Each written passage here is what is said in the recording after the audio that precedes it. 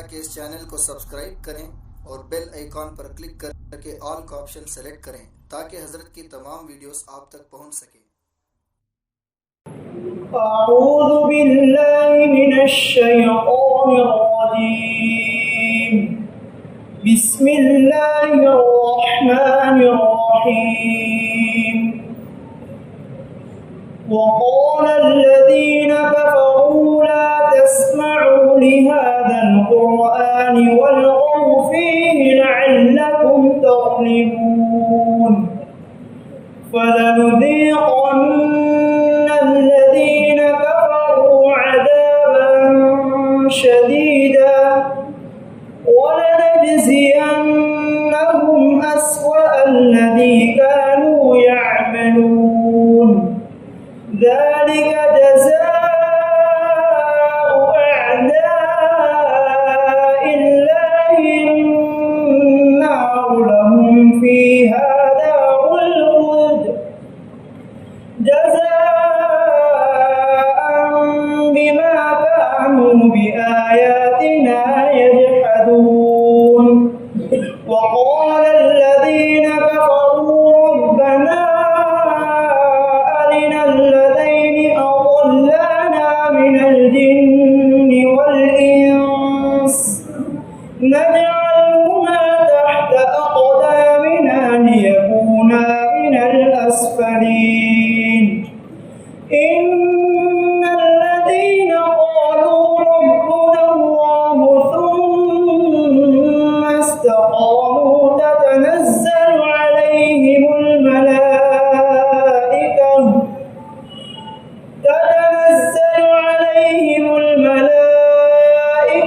ألا تخافوا ولا تحزنوا وأبشروا بالجنة التي كنتم توعدون، نحن أولياؤكم في الحياة الدنيا وفي الآخرة ولكم فيها ما تشتهي أنفسكم ولكم فيها ما تدعون، نزلا من غفور رحيم۔ صدق الله العظيم۔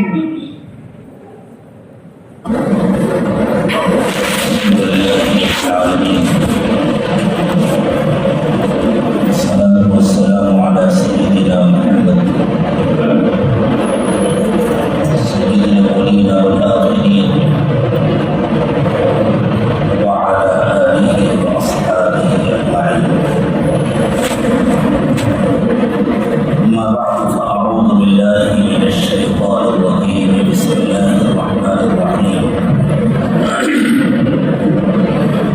وقال الذين كفروا ربنا أرنا الذين أضلانا من الجن والإنس نجعلهما تحت أقدامنا ليكونا من الأسفلين، إن الذين قالوا ربنا الله ثم استقاموا تتنزل عليهم الملائكة ألا تخافوا ولا تحزنوا وأبشروا بالجنة التي كنتم توعدون،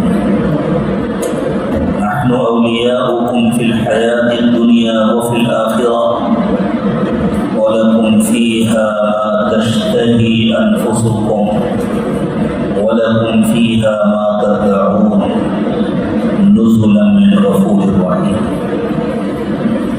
سبحان ربك رب العزة عما يصفون وسلام على المرسلين والحمد لله رب العالمين۔ اللهم صل على سيدنا محمد وعلى آل سيدنا محمد وبارك وسلم۔ اللهم صل على سيدنا محمد وعلى آل سيدنا محمد وبارك وسلم۔ اللهم صل على سيدنا محمد وعلى آل سيدنا محمد وبارك وسلم۔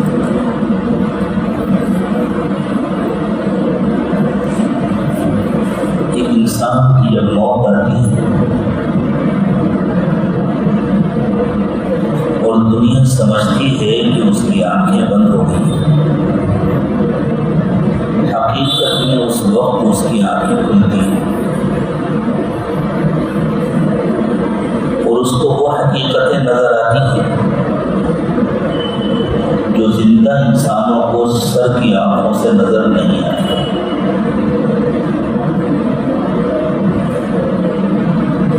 بلکہ جان نکلنے سے پہلے جب موت کا وقت قریب آ جاتا ہے اور دنیا سے یہ کونا رشتہ ختم ہو جاتا ہے،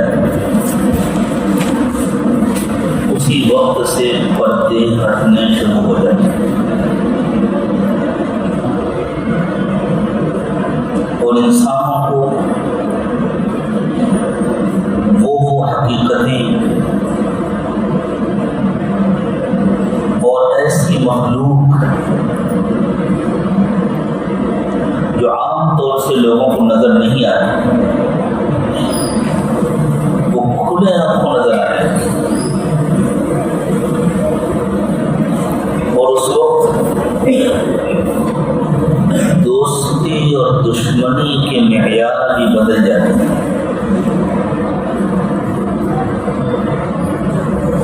دنیا میں وہ عزیز ترین دوست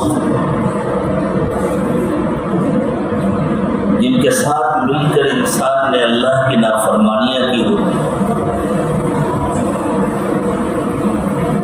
جن کے ساتھ مل کر اپنی زندگی ضائع کی ہوتی، یا جن کے ورگلانے پر، جن کے اکسانے پر، جن کے سمجھانے پر انسان نے اپنا سب کچھ برباد کیا ہوتا ہے، وہ سارے دوست اس وقت اس کو بدترین دشمن سمجھ میں آتے ہیں۔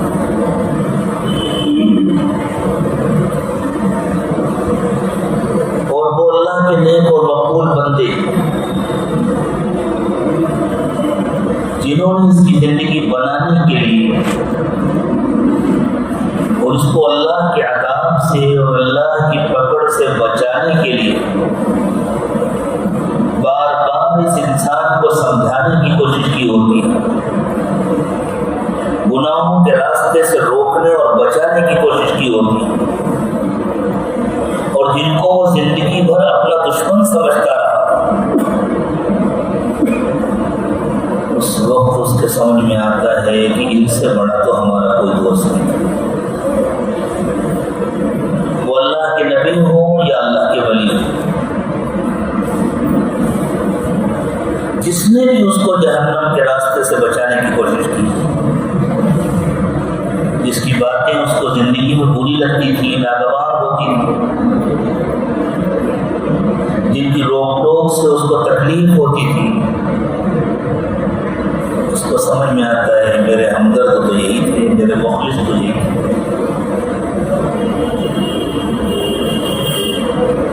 فرعون جیسا ظالم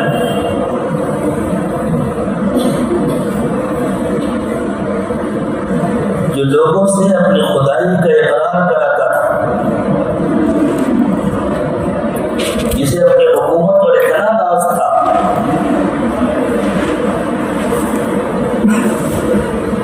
کہ اپنے اقتدار اور اپنے ملک کا حوالہ دے کر اللہ کے جلیل القدر پیغمبر سیدنا موسیٰ علیہ السلام کی وہ توہین و تذلیل کرتا،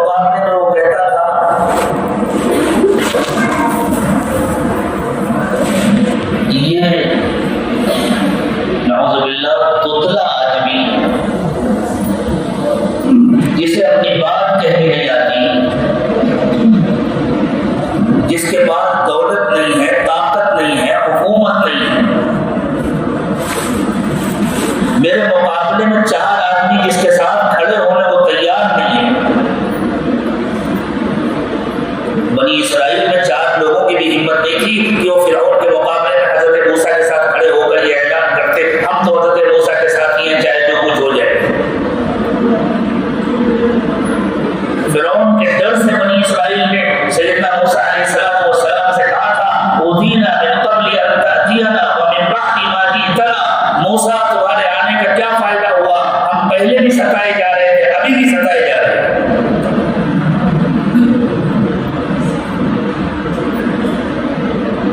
وہ ظالم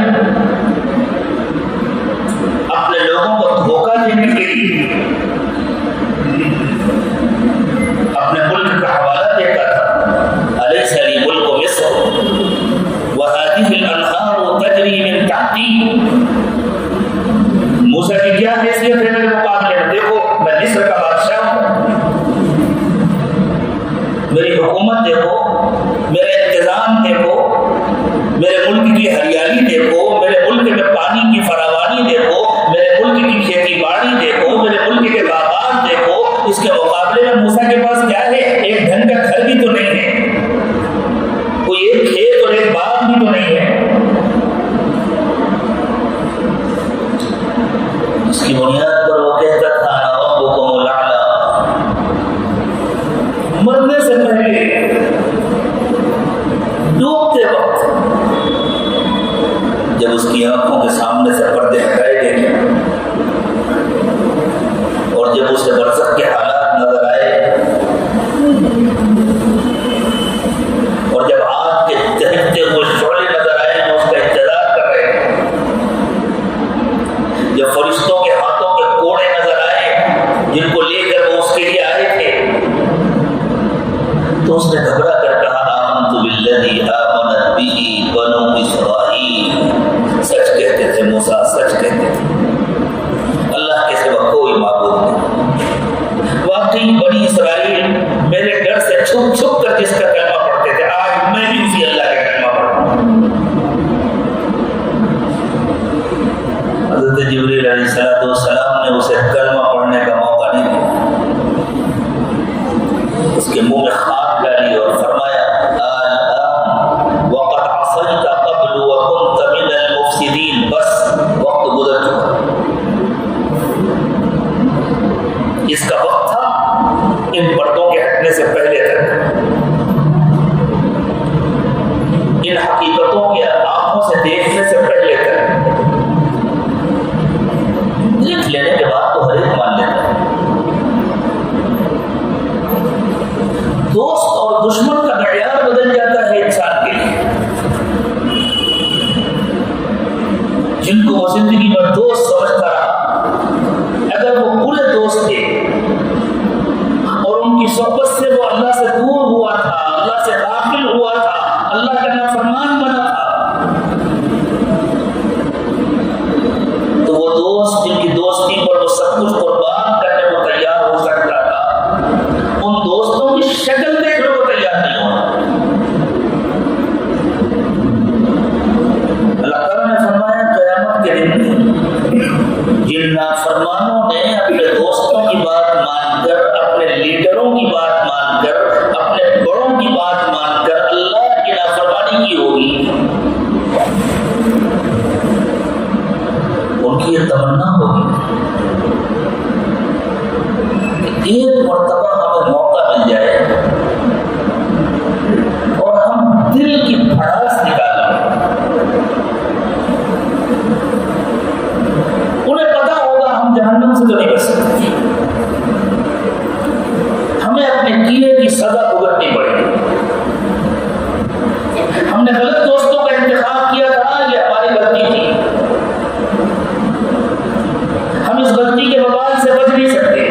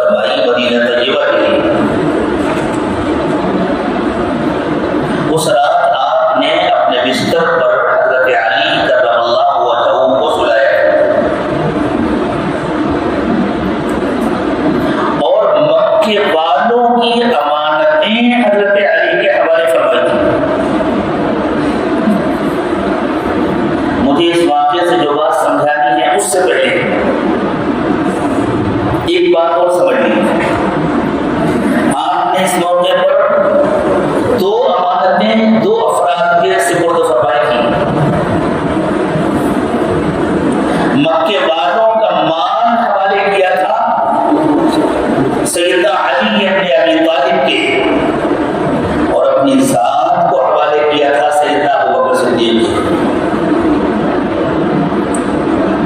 رسول اکرم صلی اللہ علیہ وسلم کی دی ہوئی ذمہ داری سے حضرت علی مکے والوں کی امانتوں کے ذمہ دار بنے تھے، اور حضور ہی کی دی ہوئی ذمہ داری کے ذریعے سیدنا ابوبکر صدیق حضور اکرم صلی اللہ علیہ وسلم کی ذات کے ذمہ دار بنے تھے مدینہ طیبہ تک پہنچنے کے لیے۔ یہ فرق ہمیشہ ذہن میں رہے گا۔ یہی فرق ہے جس نے ابوبکر صدیق کو افضل الخلق بعد الانبیاء بنایا ہے۔ یہی فرق ہے جس نے حضرت ابوبکر صدیق کو انبیاء کرام علیہ السلام کے بعد زمین اور آسمان میں ہر مخلوق کے مقابلے میں سب سے بلند درجہ عطا فرمایا ہے۔ رسول اکرم صلی اللہ علیہ وسلم نے حضرت علی کرم اللہ وجہہ کا انتخاب فرمایا، لیکن یہ بات ذہن میں رکھیے، نہ حضرت ابوبکر نے اپنے کام کے لیے خود اپنا انتخاب کیا تھا، نہ حضرت علی نے اپنے کام کے لیے خود اپنا انتخاب کیا تھا۔ جس کو جو ذمہ داری سپرد کی گئی اس نے وہ ذمہ داری پوری کی، اس کا حق ادا کیا، اس لیے وہ اپنی ذمہ داری پوری کر کے کامیاب، یہ بھی اپنی ذمہ داری پوری کر کے کامیاب۔ اس وجہ سے ان کے درمیان ہم کوئی تقابل نہیں کرتے، لیکن فرق مراتب کو نہ سمجھنا بھی نادانی ہے، اس لیے مراتب کے فرق کو ہمیشہ ذہن میں رکھنا چاہیے۔ یہ کن لوگوں کی امانتیں تھیں؟ یہ مکے کے ایسے بہت سارے لوگوں کی امانتیں تھیں جنہوں نے کلمہ نہیں پڑھا تھا اس وقت تک، جو رسول اکرم صلی اللہ علیہ وسلم کی دعوت کے مقابلے میں ابو جہل کی دعوت کو مانتے تھے، جو حضور کی بات کے مقابلے میں ابو لہب کی بات کو مانتے تھے، جو عتبہ اور شیبہ کی بات کو مانتے تھے۔ ان کی کوئی مجبوریاں تھیں، بعض کی سیاسی مجبوریاں تھیں کہ ان کا غلبہ ہے، ان کے بعد طاقت ہے، ہم ان کا مقابلہ کیسے کر سکتے ہیں، اور بعض کے سامنے یہ مسئلہ تھا کہ ہمارے سارے باپ دادا کوئی ناسمجھ اور نادان تھوڑی تھے۔ حالانکہ قرآن کے حوالہ ہوتا ہے آباؤہم لا یعقلون شیئا ولا یہتدون، تمہارے اگر ان کے باپ دادا نادان ہوں، ناسمجھ ہوں، گمراہ ہوں، تب بھی یہ انہی کے راستے پر چلیں۔ لیکن ہر زمانے میں عام انسانوں کی یہ دلیل نہیں ہے، اِنَّا وَجَدْنَا آبَاءَنَا عَلَىٰ أُمَّةٍ وَإِنَّا عَلَىٰ آثَارِهِمْ مُهْتَدُونَ، ہم نے تو اپنے باپ دادا کو یہی کرتے دیکھا ہے، ہم بھی وہی کریں۔ تو وہ اپنے باپ دادا کے طریقے پر چل رہے تھے، اور چونکہ باپ دادا کے طریقے کی دعوت ابو جہل اور ابو لہب دے رہے تھے، اس لیے وہ ابو جہل اور ابو لہب کی بات مان رہے تھے۔ حضرت محمد صلی اللہ علیہ وسلم ان باپ دادا سے بھی اوپر اٹھ کر کے سب سے بڑے دادا حضرت ابراہیم علیہ السلام کے طریقے کی طرف بلا رہے تھے، اور اوپر کے دادا حضرت نوح کے طریقے کی طرف بلا رہے تھے، اور سب سے اوپر کے دادا حضرت آدم کے طریقے کی دعوت دے رہے تھے۔ وہ بات لوگوں کو سمجھ میں نہیں آ رہی۔ باپ دادا کا مذہب تو اسلام ہے۔ جیسے ہم ملک میں بسنے والے اپنے برادران وطن سے بڑی محبت کے ساتھ یہ بات کہتے ہیں، تمہارے پروجوں کا اصل مذہب اسلام ہے، بعد والوں نے تو اپنے مذہب کو چھوڑ دیا ہے۔ ہم دھرم پریورتن نہیں کراتے، دھرم میں پریورتن ہو گیا ہے، ہم اس کو درست کرنے کی بات کہتے ہیں۔ دھرم میں پریورتن ہو گیا ہے، مذہب میں تبدیلی ہو رہی ہے۔ کون دنیا کا سمجھدار انسان ہوگا جو مذہب تبدیل کرائے گا؟ مذہب میں جو تبدیلی ہو رہی ہے اسے تو درست کرنے کی ضرورت ہے۔ ارے بھائی تمہارا گھر ٹوٹ گیا ہے، اسے ٹھیک کر لو۔ تمہاری چھت ٹوٹ گئی ہے، اس سے پانی آنے لگا ہے، اسے ٹھیک کر لو۔ جو ٹھیک کرنے کے لیے کہہ رہا ہے وہ تمہارا دوست ہے، تمہارا دشمن تو نہیں ہے۔ واپس آ جاؤ، حضرت نوح کے دین پر واپس آ جاؤ، حضرت آدم کے دین پر واپس آ جاؤ، حضرت ابراہیم کے دین پر واپس آ جاؤ۔ اسی کی تو دعوت دے رہے تھے سیدنا محمد رسول اللہ صلی اللہ علیہ وسلم۔ وہ لوگ گویا حضرت محمد صلی اللہ علیہ وسلم کو اپنا دوست نہیں سمجھ رہے تھے، ابو جہل اور ابو لہب کو اپنا دوست سمجھ رہے تھے، لیکن امانتیں کس کے پاس رکھیں؟ حضور اکرم صلی اللہ علیہ وسلم۔ کیوں؟ اس لیے کہ ان کو ابو جہل اور ابو لہب کی دیانت کا اعتبار نہیں تھا. ان کی دوستی کے باوجود، ان کو اپنا سمجھنے کے باوجود، ان کے دین پر جمے رہنے کے باوجود، ان کی دعوت کو قبول کرنے کے باوجود وہ ان پر اعتماد کرنے کو تیار نہیں تھے. انہیں معلوم تھا ابو جہل اچھا آدمی نہیں ہے، محمد اچھے آدمی ہے صلی اللہ علیہ وسلم. ابو لہب امانتدار نہیں ہے، محمد امانتدار ہے صلی اللہ علیہ وسلم. یہ فرق ہے جو ہر انسان کر سکتا ہے، کون اچھا آدمی ہے کون برا آدمی ہے. جو برا ہے وہ اچھا دوست نہیں ہو سکتا، جو اچھا ہے وہ برائی نہیں کر سکتا. آج بھی ہر آدمی اس پوزیشن میں ہوتا ہے کہ وہ یہ فرق کر سکے کون اچھا ہے کون برا ہے. میں زیادہ تفصیل میں تو نہیں جاؤں گا اور یہ میرا دلچسپی کا موضوع ہی نہیں ہے، لیکن اس وقت جو لوگ بڑے جذباتی اور متحمس ہو رہے ہیں بعض لیڈروں کے لیے، ان کی زبان میں جو بھکت بنے ہوئے بعض لیڈروں، ان کے دل بھی اس کا اعتراف کرتے ہیں ہمارا لیڈر دنیا کا بہت بڑا جھوٹا ہے. جھوٹا انسان اچھا ہوتا ہے، یعنی وہ اس کا اعتراف کرتے ہیں ہمارا لیڈر ایک اچھا انسان نہیں ہے. ہر وقت اس کا اعتراف کرتا ہے ہمارا لیڈر بہت بڑا جھوٹا ہے. تو اس کا اعتراف کرے نا کہ ہمارا لیڈر اچھا انسان نہیں ہے. اللہ تعالیٰ نے انسان کو عقل سلیم عطا فرمائی ہے تاکہ وہ اچھے اور برے میں فرق کر سکے. اس کے باوجود انسان جن کو برا سمجھتا ہے ان کا کہنا کیوں مانتا ہے؟ اس لیے کہ ان کی بات نفس کو اپیل نہیں کرتی ہے. ان بروں کی بات نفس کو اپیل کرتی ہے، اور جن کو وہ دل سے اچھا سمجھ رہا ہے ان کی بات کیوں نہیں مانتا؟ اس لیے کہ ان کی بات نفس پر بوجھ بنتی ہے. ایسا کیوں ہوتا ہے؟ اس لیے کہ نفس کی بات ہے. اگر کسی کے ذریعے اس بیمار کا علاج ہو جائے دنیا میں خیر مل جائے، تو جو اچھے ہیں انہیں کی بات اچھی لگے گی، جو برے ہیں ان کی بات اچھی نہیں لگے گی. لیکن اس نفس کو اللہ تعالیٰ نے حالت امتحان میں رکھا ہے موت کا. موت کے آنے کے بعد نفس کے تقاضے ختم ہو جائیں گے. اب موت کے آنے کے بعد نتائج سامنے آئیں گے. جب نتائج سامنے آئیں گے تب انسان کو پتہ چلے گا میں نے اچھا کیا تھا یا برا کیا تھا.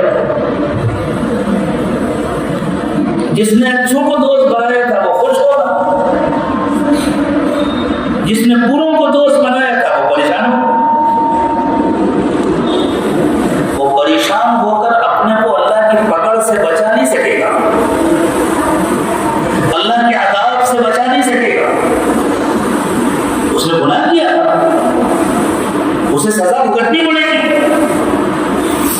لیکن اسے یاد آئے گا فلاں نے مجھ سے اصرار کر کے یہ گناہ کرایا تھا، فلاں کی دوستی کی وجہ سے مجبور ہو کر میں نے یہ گناہ کیا تھا، فلاں نے مجھے دھوکہ دیا تھا، میں اور تو کچھ نہیں کر سکتا. آج ان لوگوں نے مجھے ساری مخلوق کے سامنے ذلیل کر دیا ہے. آپ یقین مانیں جب قیامت کے دن انسانوں کی پیشی ہوگی پروردگار عالم کے دربار میں، اور اللہ تعالیٰ نے فرمایا کچھ لوگوں کا نام اعمال داہنے ہاتھ میں دیا جائے گا، کچھ لوگوں کا نام اعمال بائیں ہاتھ میں دیا جائے گا. اور مفسرین نے لکھا ہے کہ داہنے ہاتھ میں نام اعمال کیوں دیا جائے گا سامنے سے، اور بائیں ہاتھ میں جو نام اعمال دیا جائے گا وہ اس طرح کہ بائیں ہاتھ پیچھے لٹکا ہوگا، داہنا ہاتھ پیٹھ کے پیچھے سے ڈال کر کے اس کے ساتھ باندھ دیا جائے گا. داہنا ہاتھ آگے آ ہی نہیں سکتا، وہ پیچھے باندھ دیا جائے گا، اور بائیں ہاتھ پیچھے لٹکا ہوگا. نام اعمال کیوں دیا جائے گا؟ یعنی جس کا نام اعمال بائیں ہاتھ میں دیا گیا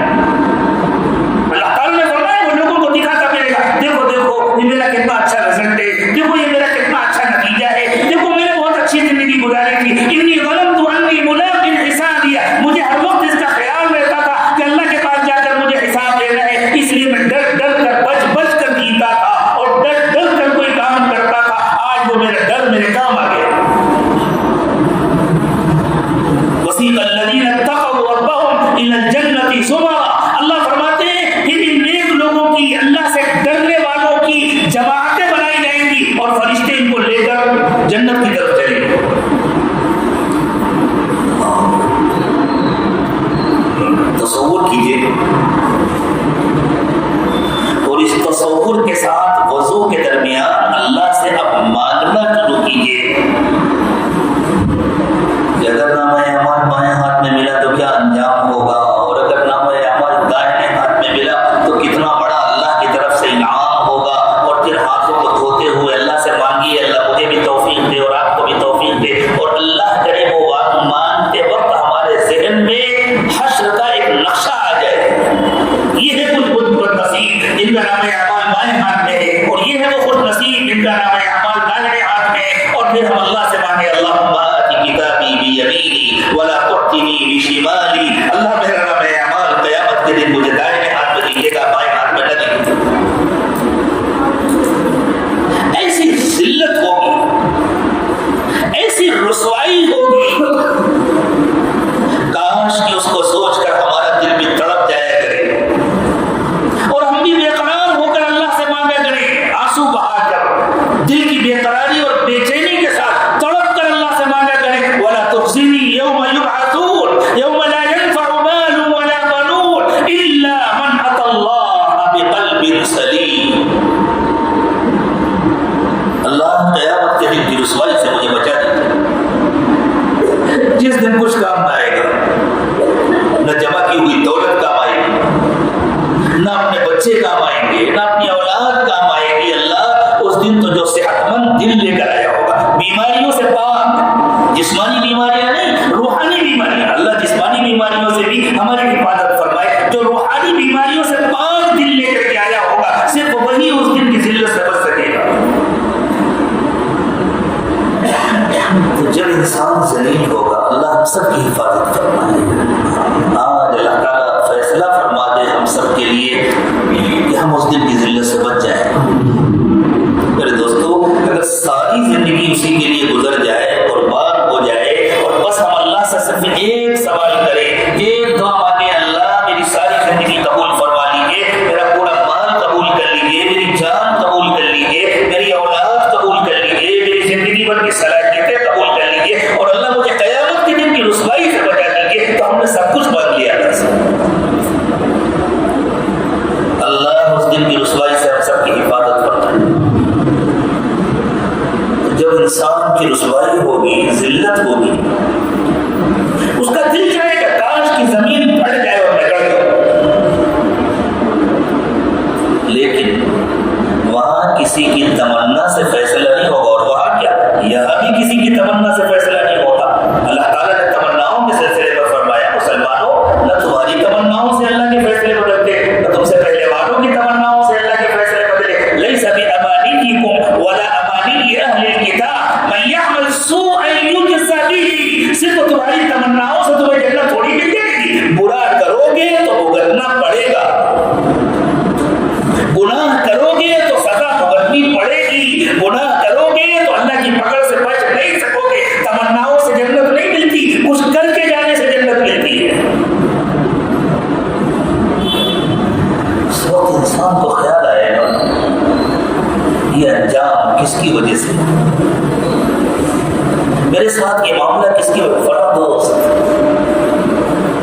وہ فلاں جس کے ساتھ میں کلب میں جایا کرتا تھا، وہ فلاں جس کے ساتھ بیٹھ کر میں ٹی وی دیکھا کرتا تھا، وہ فلاں جس کے ساتھ مل کر میں یہ کام کرتا تھا، وہ کام کرتا تھا، وہ فلاں جس کے ساتھ مل کر میں نے دھوکے بازی کی تھی، فراڈ کیا تھا، وہ جس کی دوستی کی وجہ سے اذان کی آواز سننے کے باوجود میں اٹھ کر مسجد میں نہیں آتا تھا، میں ذکر نہیں کرتا تھا، میں تلاوت نہیں کرتا تھا، میں اللہ کو یاد نہیں کرتا تھا، میں اللہ کی نافرمانی نہیں کرتا تھا، اس کی وجہ سے آج مجھے اس ذلت کا سامنا کرنا پڑا ہے، اور اس کی وجہ سے آج مجھے جہنم میں جانا پڑے گا اور ہمیشہ ہمیشہ کے لیے جانا پڑے گا۔ تو اس کی تمنا ہوگی کاش کہ مجھے موقع مل جائے گا، اور کچھ نہیں کر سکتا، اس کو ذلیل جو کر لوں،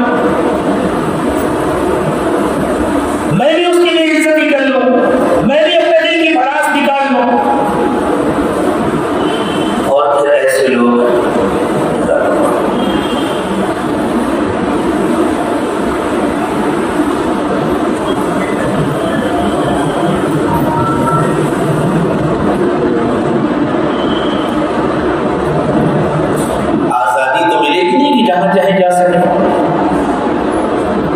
جس سے چاہیں جا کر مل سکیں، وہاں تو الگ الگ گروپ بنائے ہیں،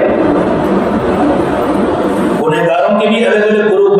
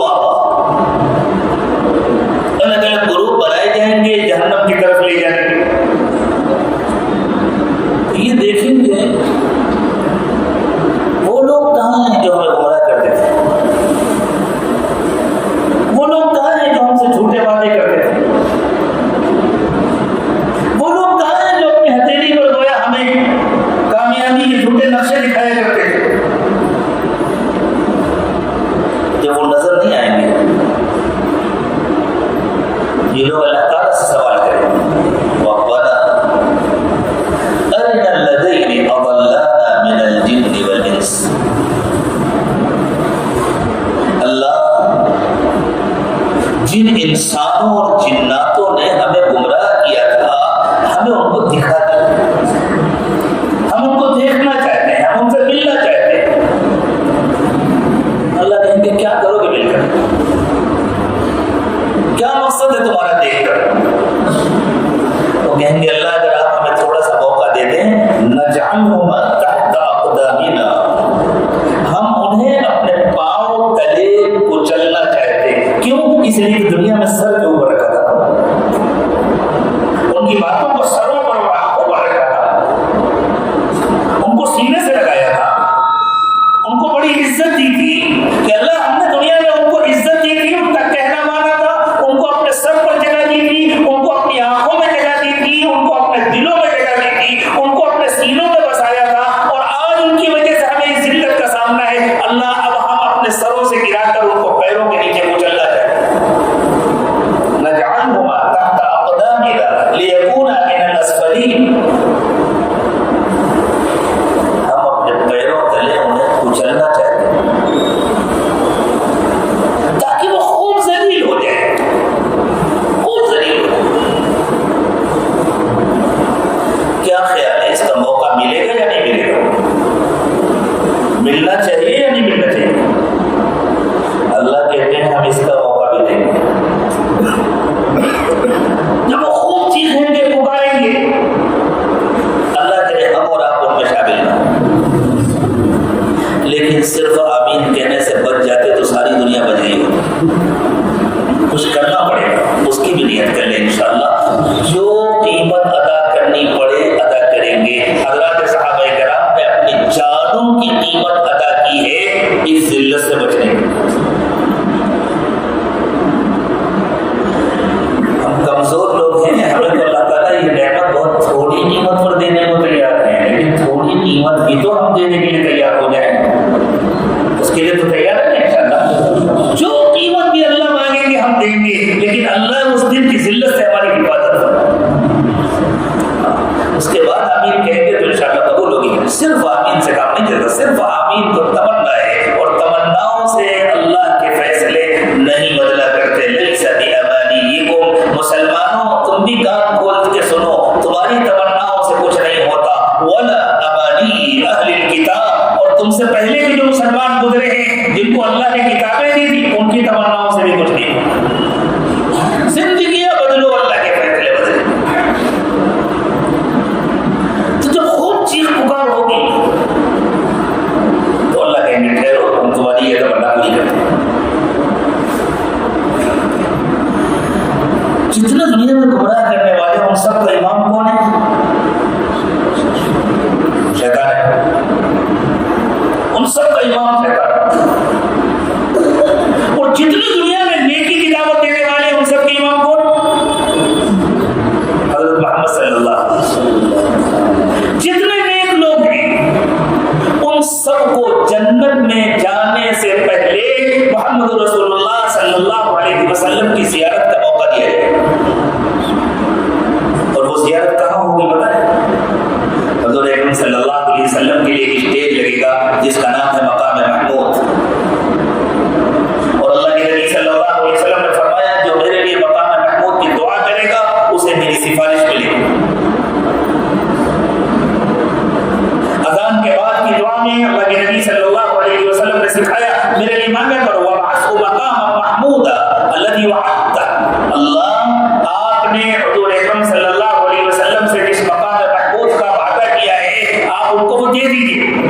تو ہمارے کہنے سے اللہ دیں گے، ہم نے کہیں گے تو نہیں دیں گے۔ ساری دنیا مل کر روزانہ دعا کرنا شروع کرے اللہ اپنے محبوب کو مقام محمود نہ دیجیے گا، تو دیں گے نہیں دیں گے؟ دیں گے، لیکن اس طرح مانگنے والے اپنا نقصان کریں گے، اور جو لوگ مانگیں گے کہ حضور کو مقام محمود دیجیے گا اللہ تب بھی دیں گے، اس لیے کہ اللہ نے پہلے سے وعدہ کیا ہوا ہے، لیکن ان مانگنے والوں کا فائدہ ہو جائے گا۔ لیکن صرف دعا مانگ لینا کافی نہیں ہے، پھر وہ سارے کام کرنے پڑیں گے جن کے ذریعے سے ہم مقام محمود میں حضور کے پاس پہنچ سکے، حضور کے قدموں میں اپنی جگہ مل سکے۔ وہاں اللہ کے رسول صلی اللہ علیہ وسلم کے لیے جھنڈا لگایا جائے گا جس کا نام ہے لواء الحمد۔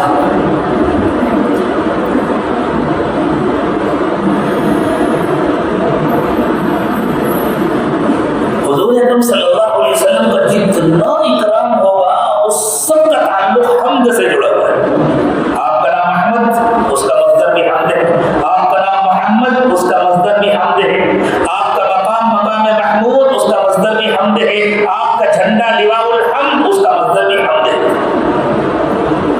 اور ساری حمد کس کے لیے؟ الحمدللہ رب العالمین، ساری حمد اللہ کے لیے ہے، ساری تعریف اللہ کے لیے ہے۔ اللہ نے یہ خاص حصہ عطا فرمایا ہے اپنی ان تعریفوں میں سے اپنے محبوب پیغمبر حضرت محمد صلی اللہ علیہ وسلم کی، وشق له من اسمه ليجله فذو العرش محمود وهذا محمد۔ یہ اکرام کا آخری حد ہے، یہ عزت کی انتہا ہے کہ اللہ نے لقب بھی دیا ہے اپنے نام سے نکال کر۔ یہ کہہ رہا ہے یہ آپ کی عزت اور آپ کے اکرام کی انتہا ہے کہ اللہ نے آپ کو لقب دیا ہے اپنے نام سے نکال کر کے کہ خود عرش والا محمود ہے آپ محمد صلی اللہ علیہ وسلم۔ تو آپ کے لیے اسٹیج لگایا جائے گا، میں اسٹیج کا لفظ اس لیے استعمال کر رہا ہوں یہ زبان میں سمجھ میں آئے گا، وہ کیسا ہوگا وہ وہیں جا کر معلوم ہوگا۔ اللہ مجھے اور آپ کو دیکھنا نصیب فرمائے، یہاں اس کو کوئی سوچ بھی نہیں سکتا، اس کا کوئی تصور بھی نہیں کر سکتا۔ تو آپ کے لیے نہایت اعلیٰ درجے کا خوبصورت اسٹیج بنایا جائے گا جس کا نام ہے مقام محمود، اور وہاں آپ کے لیے جھنڈا لگایا جائے گا، ہر ایمان والے کو نظر آئے گا، وہ عزت کا جھنڈا ہوگا جس کا نام ہے لواء الحمد، اور وہاں تمام مخلص امتی آپ کی زیارت کریں گے، آپ کا دیدار کریں گے، اور پھر آپ ان سب کو لے کے اپنے جھنڈے کے ساتھ جنت میں ترتیب لے جائیں گے۔ اللہ اس مجمع میں مجھے بھی شامل کرے، آپ کو بھی شامل کرے، اللہ ہماری نسلوں کو شامل کرے، ہمارے گھر والوں کو شامل کرے، اور جو بخل کی دعا کریں اللہ ہمارے ملک میں بسنے والے تمام انسانوں کو شامل کرے۔ وہ سب ہمارے پڑوسی ہیں نا، ان کا حق ہے کہ ہم ان کو لے کر جنت میں جائیں، ان کو جنت میں لے جانے کی فکر کریں۔ پوری دنیا کے لوگوں کو اللہ شامل کر دے، ہمارا کیا نقصان ہے؟ ایک دوسرا اسٹیج لگایا جائے گا شیطان کا، اس بدبخت کا، اس نامراد کا، اور جتنے گمراہ لوگ ہیں، جتنے اس کے پیچھے چلنے والے، وہ سب وہاں جمع ہوں، دو الگ الگ مجمع ہوں گے، ایک مجمع جو شیطان کے بعد جمع ہوگا، اور ایک مجمع جو امام الانبیاء محمد رسول اللہ صلی اللہ علیہ وسلم کے بعد جمع ہوگا۔ بات ذہن میں رکھیے گا، یہ عاجز کوئی بات اپنی طرف سے نہیں کہتا ہے، ہر بات اللہ کی کتاب قرآن پاک کی ہوتی ہے۔ اللہ تعالیٰ نے تفصیل کے ساتھ بیان فرمایا، وقال الشیطان لما قضی الامر،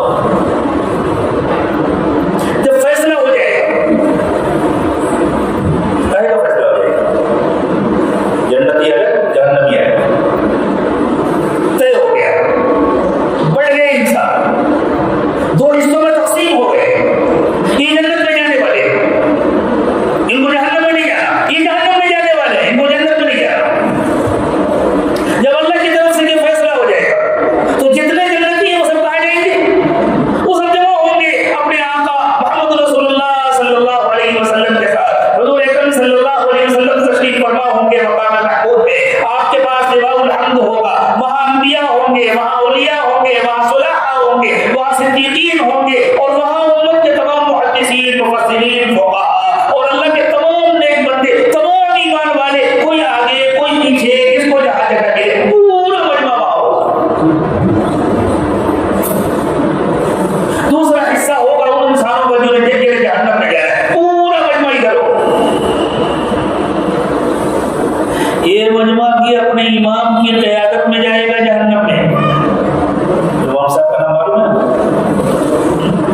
اللہ کہتے ہیں قرآن بھی پڑھنا شروع کرو تو ان امام صاحب سے بچ کر، ورنہ وہ تم قرآن کے ذریعے گمراہ کر دیں گے، اس لیے پہلے اللہ سے حفاظت کی دعا کر لیا کرو کہ اللہ میں آپ کی کتاب پڑھنے جا رہا ہوں، اس گمراہی کے امام سے میری حفاظت کیجیے گا۔ فَإِذَا قَرَأْتَ الْقُرْآنَ فَاسْتَعِذْ بِاللَّهِ مِنَ الشَّيْطَانِ الرَّجِيمِ، جب قرآن پڑھنے بیٹھو تو پہلے اللہ سے دعا کر لیا کرو، اللہ اس مردود شیطان سے مجھے بچا لیجیے گا۔ ورنہ دنیا میں کتنے لوگ جو قرآن کے ذریعے گمراہ ہوئے، جن کا دعویٰ ہے کہ میرے قرآن ہے، حالانکہ ان کا قرآن سے کوئی رشتہ نہیں، وہ قرآن کے نام لے کر کے گمراہ ہو رہے ہیں اور لوگوں کو گمراہ کر رہے ہیں، اس لیے کہ وہ اپنے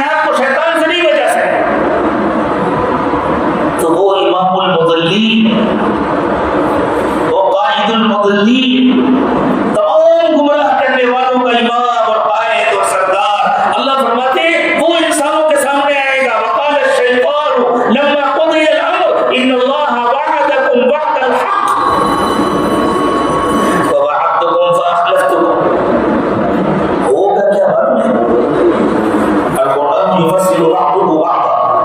قرآن کی آیات کے ذریعے خود مضامین نکل کر سامنے آتے ہیں. ہوگا یوں کہ جب یہ سارے لوگ جمع ہوں گے نا تو یہ جمع ہو کر اس شیطان کو گالی دے رہے ہوں. تیری وجہ سے ہمارا یہ حال ہوا, تیری وجہ سے ہم گمراہ ہوئے, تو نے جھوٹے وعدے کیے تھے. وہ کہے گا بھائی الیکشن میں تو ایسے باتیں ہوتی ہیں, اس میں گالی دینے کی کیا بات ہے؟ گالی دینا تو اپنی عقلوں کو گالی دو. تمہیں یقین تھا میں جھوٹا ہوں, اس کے باوجود تم میری بات کو مان لیتے تھے, تمہیں کیا کروں؟ ہوتا ہی نہیں ہوتا. اللہ دنیا میں نمونے دکھا رہے تھے, وہ یہ ہوتا ہے, یہی ہوتا ہے. اللہ نے وعدہ کیا آخرت کے سارے نمونے اللہ دنیا میں دکھائیں گے. سنریہم آیاتنا فی الآفاق وفی انفسہم حتی یتبین لہم انہ الحق اولم یکفی بربک انہ علی کل شیء شہید الا انہم فی غیۃ من لقاء ربہم. انہیں کیا ہو گیا ہے, یہ قیامت کے دن اللہ سے ملنے, اللہ کی ملاقات میں شمار کر رہے ہیں. ارے اللہ تعالیٰ اس ملاقات کی جھلکیاں تو ان کو دنیا میں دکھا رہے ہیں اور دکھائیں گے, ان کی اپنی ذات میں دکھائیں گے, ان کی ذات سے باہر پھیلی ہوئی کائنات میں دکھائیں گے. تو سب مل کر گالیاں دے رہے ہوں گے, اور جھوٹا کہے گا, کوئی دھوکے باز کہے گا, کوئی مکار کہے گا, کوئی دغاباز کہے گا, اور وہ بڑے آرام سے کھڑے ہو کر سن رہا ہوگا. جب سب گالیاں دیتے دیتے تھک جائیں گے تو وہ کہے گا اچھا ٹھیک ہے میری بھی تو سنو. تو لوگ کہیں گے سنو, تم کیا سنا تھا؟ تو وہ کہے گا دیکھو ان اللہ وعدکم وعد الحق, دیکھو اللہ نے تم سے سچا وعدہ کیا تھا. اللہ تعالیٰ نے تم سے سچا وعدہ کیا. جنہوں نے اس وعدے پر یقین کیا وہ سارے سچے لوگ بھی ادھر تھے. ووعدتکم فاخلفتکم, میں نے جھوٹا وعدہ کیا اور میرا جھوٹا ہونا تمہیں دنیا میں نہیں معلوم تھا. پھر بھی تم نے میرے وعدے پر یقین کیا تو گالیاں مجھے کیوں دیتے ہو؟ اپنے آپ کو دو. فلا تلومونی ولوموا انفسکم, گالی دینا ہے تو اپنے آپ کو دو, مجھے کیوں گالی دیتے ہو؟ ما انا بمصرخکم وما انتم بمصرخی. اور دیکھو ایک بات سن لو, یہ کانفرنس ختم کرو, چلو جہنم میں چلتے ہیں, وہی رہنا ہے مجھے بھی تمہیں بھی. تم سب مل کر مجھے بچا نہیں سکتے, میں چاہوں بھی تب بھی تم کو بچا نہیں سکتا. جو میرا انجام تو تمہارا انجام. اور تم کہتے ہو کہ تم نے میری بات مانی تھی, جھوٹ بولتے ہو, تم نے اپنے نفس کی بات مانی تھی. تمہیں مزہ آتا تھا میری باتیں مان کر,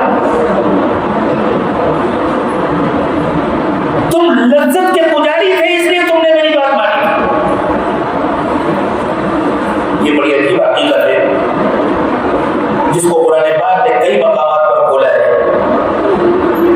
ایک جگہ اللہ تعالیٰ نے یہ فرمایا انسان قیامت کا انکار کیوں کرتا ہے. قرآن پاک کی وہ سورت جس کا نام ہی ہے القیامہ, جو قیامت ہی کے عنوان سے نازل ہوئی ہے, سورت القیامہ. اس میں اللہ تعالیٰ نے فرمایا کہ دنیا کے کسی انسان کے پاس قیامت کے انکار کی کوئی علمی دلیل نہیں ہے. پھر کیوں انکار کرتا ہے؟ اس لیے کہ قیامت کا انکار کر کے وہ جو کام کرتا ہے اس میں اس کو مزہ آتا ہے. اور اگر وہ قیامت کا اقرار کر لے تو اسے اپنے مزے والے کام چھوڑنے پڑیں گے اور وہ چھوڑنا نہیں چاہتا. لا اقسم بیوم القیامہ ولا اقسم بالنفس اللوامہ ایحسب الانسان ان لن نجمع عظامہ بلی قادرین علی ان نسوی بنانہ بل یرید الانسان لیفجر امامہ. اصل میں انسان اپنے گناہ چھوڑنا نہیں چاہتا, اپنی جھوٹ اپنے نفس کی لذتیں نہیں چھوڑنا چاہتا, اس لیے وہ قیامت کا انکار کرتا ہے. وہ ابھی اور گناہ کرنا چاہتا ہے, صرف اس لیے وہ قیامت کا انکار کرتا ہے. تو قیامت کے دن شیطان کہے گا تم نے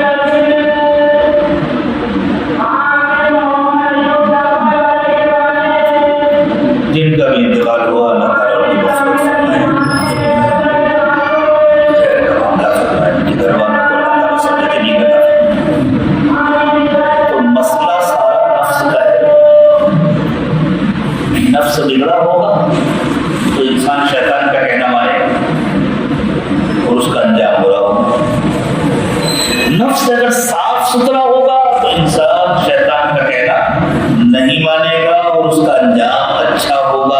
نفس صاف ستھرا ہو جائے اسی کو تزکیہ کہتے ہیں. اللہ والوں کے بعد جو محنت ہوتی ہے وہ تزکیے کی محنت ہوتی ہے تاکہ ہمارا نفس صاف ہو.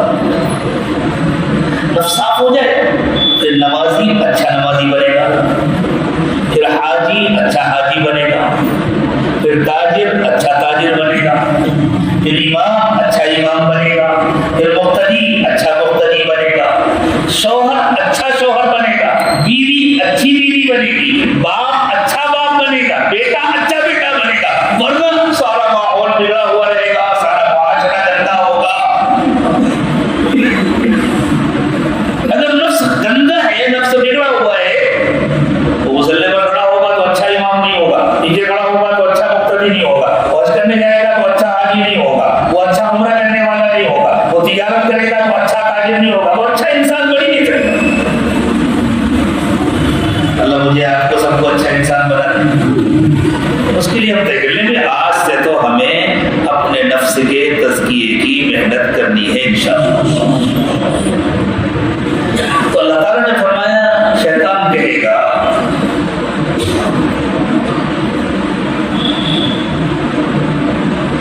انی کفرت بما اشرکتمونی من قبل, تم نے میری جتنی باتیں مانی, تم نے مجھے اللہ کے ساتھ شریک کیا ہے. کہ اللہ کے ساتھ شریک ہی کرنا ہے نا, کہنا ماننا چاہیے تھا اللہ کا اور اللہ کے رسول کا, اور بندہ مان رہا ہے شیطان کا, تو اس کو اللہ کے ساتھ شریک کرنا, چاہے وہ کلمہ پڑھنے والا ہو. اگر ایک انسان کلمہ پڑھنے کے باوجود شیطان کا کہنا مان رہا ہے تو وہ اللہ کے ساتھ شریک کر رہا ہے نا. اس کو جو معاملہ اسے اللہ کے ساتھ کرنا چاہیے تھا وہ معاملہ وہ شیطان کے ساتھ کر رہا ہے. تو شیطان کہے گا انی کفرت بما اشرکتمونی من قبل, تم نے اس سے پہلے, یہاں آنے سے پہلے, دنیا میں مرنے سے پہلے میرا جتنا کہنا مانا تھا میں نے سب کا انکار کر دیا. ان الظالمین لهم عذاب علیم. تو اللہ کی طرف سے کہا جائے گا چلو بند کرو یہ کانفرنس, تم سب ظالم ہو, کوئی چھوٹا کوئی بڑا, اور ان کے لیے بہت خطرناک بہت تکلیف دہ عذاب ہے. اب سب چلے جاؤ جہنم میں, وہیں گالیاں دیتے رہنا ایک دوسرے کو, وہیں صفائی دیتے رہنا, اور وہ ہمیشہ کے لیے شیطان اپنے تمام ساتھیوں کو لے کر ہمیشہ کے لیے جہنم میں چلا جائے گا. اور حضرت محمد صلی اللہ علیہ وسلم اپنے تمام متبعین کو لے کر, بتائیں حضرت محمد صلی اللہ علیہ وسلم کے متبعین میں کون کون ہوں گے؟ اس امت کے بھی سارے مخلص مومن, پچھلی امتوں کے بھی سارے مخلص مومن, اور پچھلی امتوں میں محروس ہونے والے تمام انبیاء کرام علیہم الصلوۃ والسلام, وہ سب امتی ہیں محمد رسول اللہ صلی اللہ علیہ وسلم کے. حضور اکرم صلی اللہ علیہ وسلم نے نام لے کر ارشاد فرمایا ہے لو کان موسیٰ حیا لما وسعہ الا اتباعی. اگر حضرت موسیٰ زندہ ہوتے آج تو وہ میرے امتی بنتے, اور حضرت عیسیٰ تو زندہ ہیں, وہ آئیں گے امتی بن کر دنیا کو دکھائیں گے. دیکھو تمام انبیاء کرام کی طرف سے نمائندہ بنا کر بھیجا گیا حضرت عیسیٰ کو, وہ زندہ ہیں. حضور اکرم صلی اللہ علیہ وسلم کے دور میں تشریف لائے تو امتی بن گئے. اگر آج حضرت آدم سے لے کر حضرت عیسیٰ تک تمام پیغمبر واپس آ جائیں, سب امتی ہوں گے محمد رسول اللہ صلی اللہ علیہ وسلم. اور سب دنیا میں آئے تھے حضور اکرم صلی اللہ علیہ وسلم کا کلمہ پڑھ کر. وَإِذْ أَخَذَ اللَّهُ مِيثَاقَ النَّبِيِّينَ لَمَا آتَيْتُكُم مِّن كِتَابٍ وَحِكْمَةٍ ثُمَّ جَاءَكُمْ رَسُولٌ مُّصَدِّقٌ لِّمَا مَعَكُمْ لَتُؤْمِنُنَّ بِهِ وَلَتَنصُرُنَّهُ. میں اس آیت کی تفصیل نہیں جاؤں گا, بات بہت لمبی ہو جائے گی. علماء خوب جانتے ہیں کہ اس آیت میں اللہ تعالیٰ نے اقرار لیا ہے انبیاء کرام علیہم الصلوۃ والسلام سے حضرت محمد صلی اللہ علیہ وسلم کی نبوت و رسالت. اس لیے حضور اکرم صلی اللہ علیہ وسلم اپنے تمام امتیوں کے ساتھ, جن میں حضرت آدم بھی ہوں گے, حضرت نوح بھی ہوں گے, حضرت ابراہیم بھی ہوں گے, حضرت موسیٰ اور حضرت عیسیٰ اور حضرت زکریا اور حضرت داؤد اور حضرت سلیمان, اور وہ سب جن کا نام ہم کو معلوم ہے, اور وہ سب جن کے نام ہمیں نہیں معلوم, ورسلا قد قصصنا علیک من قبل ورسلا لم نقصصهم علیک وکلم اللہ موسیٰ تکلیما. سب کو ساتھ لے کر, اور اللہ کرے ہم اور آپ بھی ہو, ہم سب کو ساتھ لے کر انشاءاللہ جنت میں جائیں گے.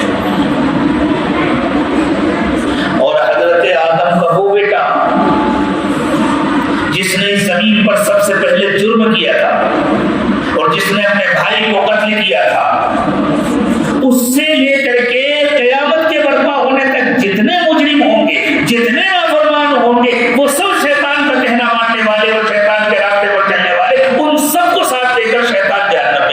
بلکہ شیطان کو جہنم میں دھکیلا جائے گا ان سب کے ساتھ. فرشتے جب زبردستی اس کو جہنم کی طرف دھکیلیں گے.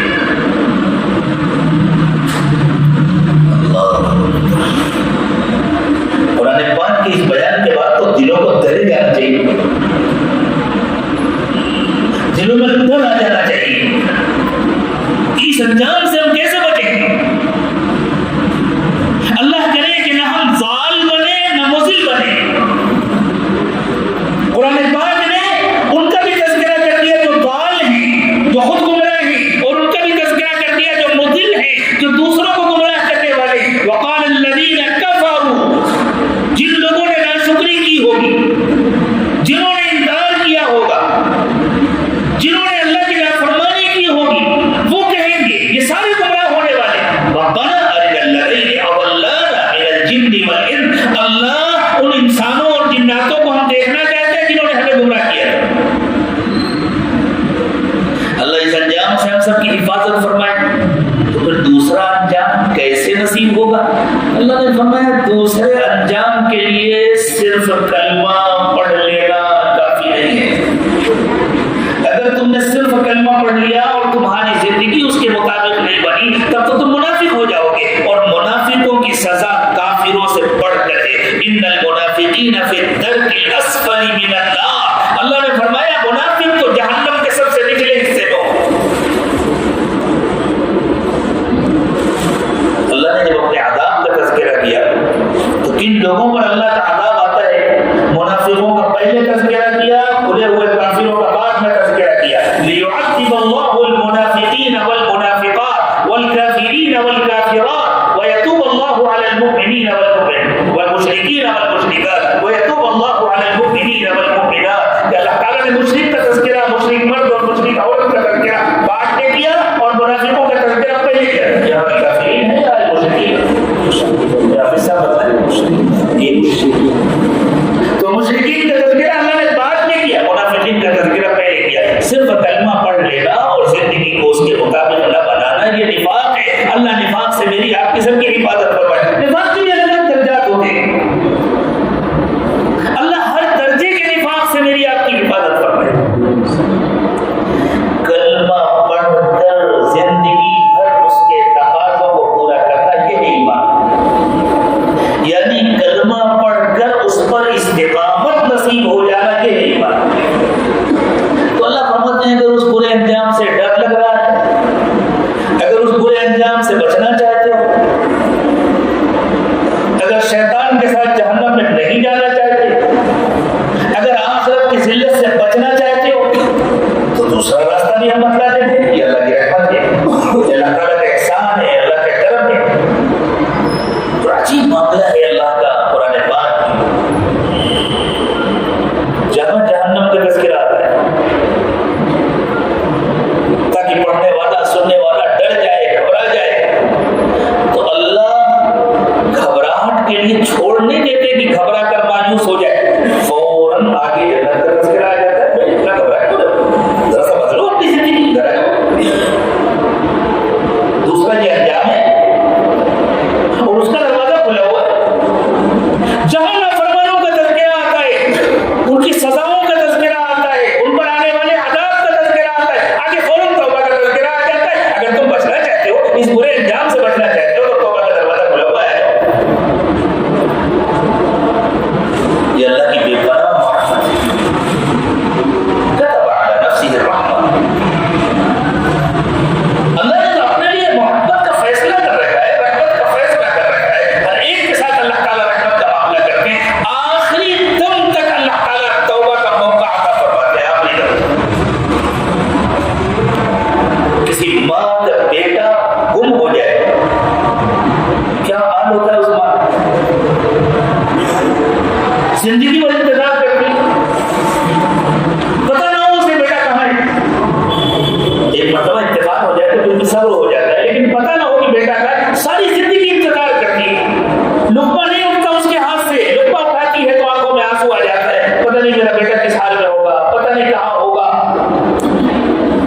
کسی ماں کا بیٹا گم ہو جائے تو ماں جس شدت سے اپنے بیٹے کا انتظار کرتی ہے, کوئی بندہ گمراہ ہو جائے اس سے زیادہ شدت سے پروردگار عالم انتظار کرتی ہے.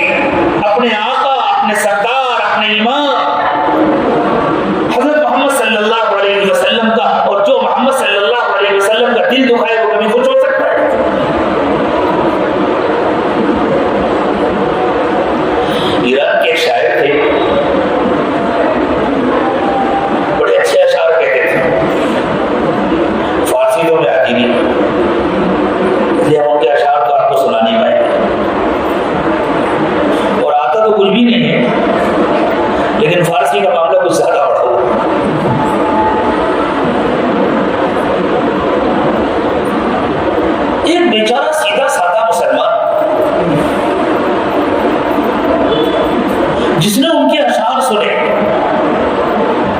اور سن کر سوچا یا اللہ اتنے اعلیٰ درجے کے شعر کہنے والا انسان کتنا بلند کردار ہوگا، مجھے اس سے ملنے جانا چاہیے. اور لمبا سفر کر کے آیا ملاقات کے لیے تو دیکھا شاعر صاحب اپنے حجابت بنوا رہے تھے اور ناؤ کے ذریعے داڑھی کٹوا رہے تھے. اس آنے والے سے رہا نہیں گیا، اس نے کہا حضور اور داڑھی کٹاتے ہیں؟ وہ بھی تو شاعر تھے نا، شاعر تو بڑے فلسفی ہوتے ہیں اور شیطان ہر گنہگار کو فلسفی بناتا ہے. ہاں میں داڑھی کٹاتا ہوں تو کیا ہوا، میں جھوٹ نہیں بولتا. ارے دین نہ میرے باپ کا ہے نہ تمہارے باپ کا ہے. جس اللہ نے جھوٹ بولنے کو حرام کیا ہے اسی اللہ نے حضرت محمد صلی اللہ علیہ وسلم کی اطاعت کو بھی فرض کیا ہے. تم کون ہوتے ہو یہ تقسیم کرنے والے، میں یہ کرتا ہوں اور یہ نہیں کرتا؟ دین تمہارے گھر میں بنتا ہے. تم نے کپڑے کے لیے کسی کا آرڈر لیا ہو تو اس کی منشا کے خلاف تم مانگ نہیں بنا سکتے. جس نے آرڈر دیا تو اس نے کہہ دیا اتنا پک ہونا چاہیے، اتنا وزن ہونا چاہیے. آپ کی اس دنیا سے مجھے بھی کچھ واقفیت ہے، آپ اس کے خلاف نہیں کر سکتے. جس سے مجھے پیمنٹ لینا ہے اس نے جیسا مال کہا ہے میں ویسا بنا کر کے دوں گا. جس اللہ سے زندگی کی قیمت لینی ہے میرے دوستو اس نے جیسا کہا ہے ویسی زندگی بنا کر لے جانا پڑے گا. ہم کون ہوتے ہیں یہ تقسیم کرنے والے، میں یہ کرتا ہوں اور یہ نہیں کرتا؟ یہ نفس کی غلامی ہے اور یہ بدترین شرک ہے. یہ وہ شرک ہے جو انسان کو شیطان کے ساتھ جہنم میں لے جائے گا. یہ وہ شرک ہے جس کے بارے میں شیطان کہے گا انی کفرت بما اشرکتمونی من قبل، تم نے جہاں جہاں بھی مجھے شریک کیا تھا میں اس سب کا انکار کرتا ہوں. ہم نے کلمہ پڑھا ہے، ہم اپنی مرضی کے پابند نہیں ہیں، ہم اپنی مرضی کے لیے آزاد نہیں ہیں. جب ہم نے کلمہ پڑھا ہے تو ہم پابند ہو گئے 100% محمد رسول اللہ صلی اللہ علیہ وسلم کے. مطلب پابند ہے کہ نہیں ہے؟ آج یہ پورا پیپر بتائے ہم پابند ہیں یا نہیں کلمہ پڑھ کر. مجھے نہیں معلوم تھا کہ ہمارے گاؤں والے اردو نہیں سمجھتے. کون کون ہے اس میں جو اردو نہیں سمجھتا؟ آپ کیا بتاؤ کون کون اردو نہیں سمجھتا؟ ہم نے کلمہ پڑھا تو ہم پابند ہیں یا نہیں ہیں؟ جب پابند ہیں تو پابندی کریں گے یا نہیں کریں گے؟ اپنی مرضی سے کریں گے یا اللہ اس کے رسول کی مرضی سے کریں گے؟ کس کی مرضی سے کریں گے؟ اپنی مرضی سے کریں گے یا اللہ اس کے رسول کی مرضی سے کریں گے؟ آگے بڑھنے سے پہلے ابھی عہد کریں ہم سب. اللہ مجھے بھی توفیق دے، آپ کو بھی توفیق دے. ابھی عہد کرو اللہ کے سامنے انگلی اٹھا کر، ہاتھ اٹھا کر عہد کرو اللہ ہم نے کلمہ پڑھا ہے، ہم آج سے آپ کے اور آپ کے نبی کے ہر حکم کی پابندی کریں گے. اور جو نہیں کرے گا وہ اپنے کلمے کے بارے میں تنہائی میں بیٹھ کر غور کرے گا. وہ شاعر صاحب نے فلسفہ سنایا، کہنے لگے ہاں میں داڑھی کاٹتا ہوں لیکن کسی کا دل نہیں دکھاتا. اس مسلمان نے تڑپ کے کہا کیا کہہ رہے ہو، محمد رسول اللہ کا دل دکھا رہے ہو اور کہتے ہو کسی کا دل نہیں دکھاتا. حضور کی سنت کو ذبح کر کے، حضور کی سنت کو اپنے ہاتھوں سے کاٹ کر پھینک کر تم محمد رسول اللہ کا دل دکھا رہے ہو اور کہتے ہو میں کسی کا دل نہیں دکھاتا. بس وہ شاعر تو تڑپ گئے، سن کر رونے لگے اور کہنے لگے اللہ تمہیں جزائے خیر دے، تم نے میری آنکھیں کھول دی، تم نے مجھے دین کی حقیقت سمجھایا. آج سے ہم حضرت محمد صلی اللہ علیہ وسلم کا دل نہیں دکھائیں گے. طے ہے انشاءاللہ. اللہ سب کو توفیق دے، مجھے بھی توفیق دے، آپ کو بھی توفیق دے. تو میرے دوستو جب کلمہ پڑھا تو ہمیں اس کی قیمت ادا کرنی پڑے گی. اور کلمے کی قیمت کیا ہے؟ کلمے کے ہر تقاضے کو پورا کرنا. ان الذین قالوا ربنا اللہ ثم استقاموا، جن لوگوں نے کلمہ پڑھ لیا، قالوا ربنا اللہ کا ترجمہ ہے جن لوگوں نے کلمہ پڑھ لیا، یعنی مان لیا کہ ہمارا رب اللہ ہے اور مان لیا کہ ہماری رہبری کے لیے، ہماری رہنمائی کے لیے اللہ نے انبیاء کرام علیہ السلام کو بھیجا، کیونکہ انبیاء کرام کو اللہ نے بھیجا ہے. اور یہی تو کلمہ ہے. جن لوگوں نے اس کا اقرار کر لیا ثم استقاموا، اور پھر ساری زندگی اس پر جمے رہے، ساری زندگی اس کے تقاضوں کو پورا کیا، پھر کیا ہوگا؟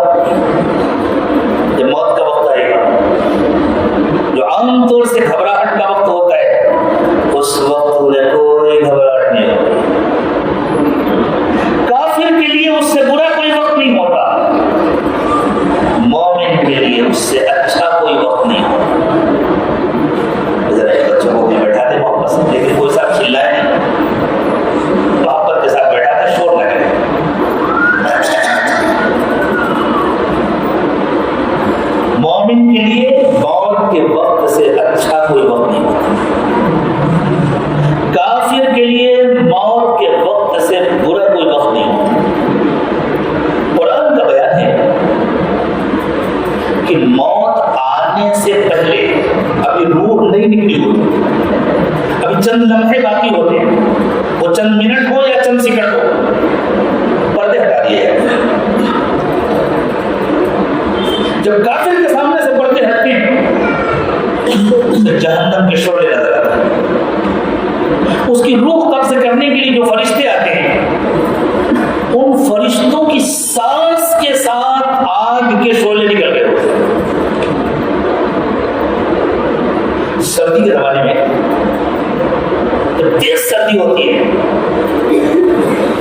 تو سانس کے ساتھ ایک بھاپ نکلتی ہوئی نظر آتی ہے، آنکھوں سے نظر آتی ہے، دکھائی دیتی ہے، بھاپ نکلتی ہے۔ جس طرح سانس کے ساتھ یہ بھاپ نکلتی ہوئی نظر آتی ہے، اسی طرح کافر کے لیے جو فرشتے آتے ہیں ان کی سانس کے ساتھ آگ کے شعلے نکلتے ہوئے نظر آتے ہیں۔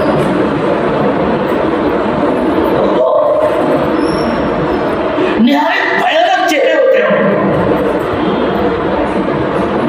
نہایت خطرناک قسم کے ہتھیار وہ ساتھ میں لیے ہوتے ہیں، اور اسے اشاروں میں بتلا دیا جاتا ہے یہ تمہاری مرمت کے لیے ہے، ابھی تم باہر نکلو، اسی سے پیٹتے ہوئے لے کر جائیں گے تمہیں۔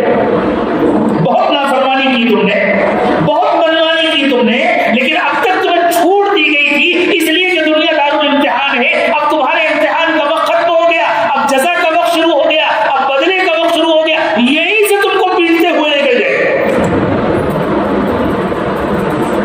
ایسی روح نکلنا چاہیے، اسے معلوم ہے نکلتے ہی میری پٹائی شروع ہو جائے گی،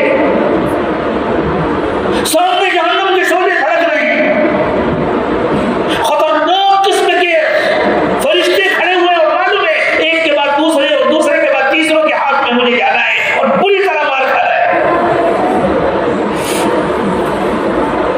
ایک چھوٹی سی مثال سے اس کو سمجھیں، اللہ نہ کرے جب پولیس مجرموں کو گرفتار کرتی ہے، اور اس زمانے میں تو پولیس کے لیے کوئی مشکل نہیں، جس کو چاہے مجرم بنا،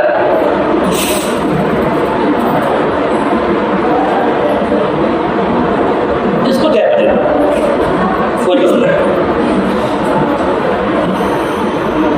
کہتے ہیں عدالت میں پولیس نے ایک حاجی کو پیش کیا اور جج سے کہا حضور یہ ہے وہ بلی جس نے اتنے چوہے کھائے ہیں، سمجھ آئی بات؟ پیش کیا کس کو؟ ہاتھی، اور کیا کہا؟ یہ ہے وہ بلی جس نے اتنے چوہے کھائے ہیں۔ جج نے ہاتھی سے پوچھا تم بلی ہو؟ جی حضور میں بلی ہوں۔ تم نے چوہے کھائے؟ جی کھائے۔ سامنے والے وکیل نے کہا شرم نہیں آتی، تم ہاتھی ہو اور کہتے ہو میں بلی ہوں؟ اتنی مار مجھ پر پڑی نا، اتنی پڑی ہوتی تم پر تو بلی نہیں چوہے بن گئے ہوتے۔ یہ ہماری پولیس کا کام ہے۔ اب جب پولیس والے مجرموں کو پکڑتے ہیں اپنی وین میں بند کر کے لے جاتے ہیں، تو جب ان کو اتارتے ہیں پولیس اسٹیشن پر کیسے اتارتے ہیں؟ دونوں طرف سے لاٹھیاں لے کر کھڑے، بس اللہ حفاظت فرمائے۔ بے قصوروں کے ساتھ وہ یہ کرتے ہیں، دونوں طرف سے لاٹھیاں لے کر کھڑے، ایک ایک بندہ اترتا ہے تو دو طرفہ لاٹھیاں پڑتی ہیں، بندہ کوئی نکلنا چاہے گا وین سے؟ چھپتے ہیں لوگ، بچنا چاہتے ہیں، انہیں معلوم ہے جیسے ہی باہر نکلیں گے اور دونوں طرف سے لاٹھیاں پڑیں گی۔ یہ ایک نمونہ ہے جو اللہ تعالیٰ دکھا ہے۔ اللہ نے فرمایا جب یہ مجرم مناظر کو دیکھتا ہے اور ابھی تھوڑی دیر باقی ہوتی ہے، روح نکلنے کا وقت ابھی آیا، اب اس کے بعد روح نکلنے کا وقت آ گیا، اور فرشتے کہتے ہیں باہر نکلو، وہ کہتے ہیں ہمیں نہیں نکلنا، یہاں گھستی ہے، وہاں گھستی ہے، پیر کے اندر گھستی ہے، پیٹھ کے اندر گھستی ہے، سینے کے اندر گھستی ہے، حتیٰ کہ فرشتے اندر گھس کر اسے کھینچ کر باہر نکالتے ہیں۔ وَالنَّازِعَاتِ غَرْقًا، جن کو فرشتے اندر اتر کر کھینچ کر باہر نکالتے۔ دوسرا منظر، دونوں طرف فرشتے گلدستے لے کر کھڑے ہیں، کپڑوں سے خوشبو آ رہی ہے، سانسوں سے بھی خوشبو آ رہی ہے، چہروں پر بشاشت ہے، استقبال کی تیاریاں ہیں،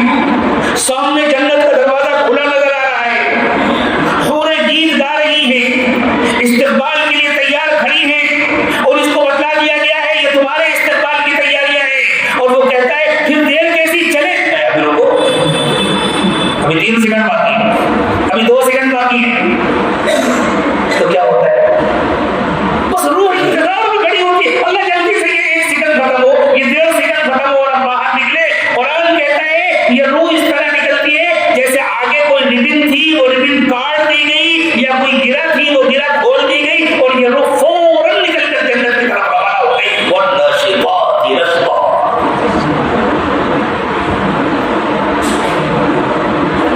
آپ بتلائیں ان دونوں جملوں کی تشریح مکمل ہو سکتی ہے ان تفصیلات کے بغیر؟ یہ ہے وہ تفصیلات جو قرآن پاک کے بین السطور میں لکھی ہوتی ہے۔ میں اپنے نوجوان فضلاء اور علماء سے کہتا ہوں قرآن کے بین السطور کو پڑھنا سیکھو، جن کے بغیر قرآن سمجھ میں نہیں آتا۔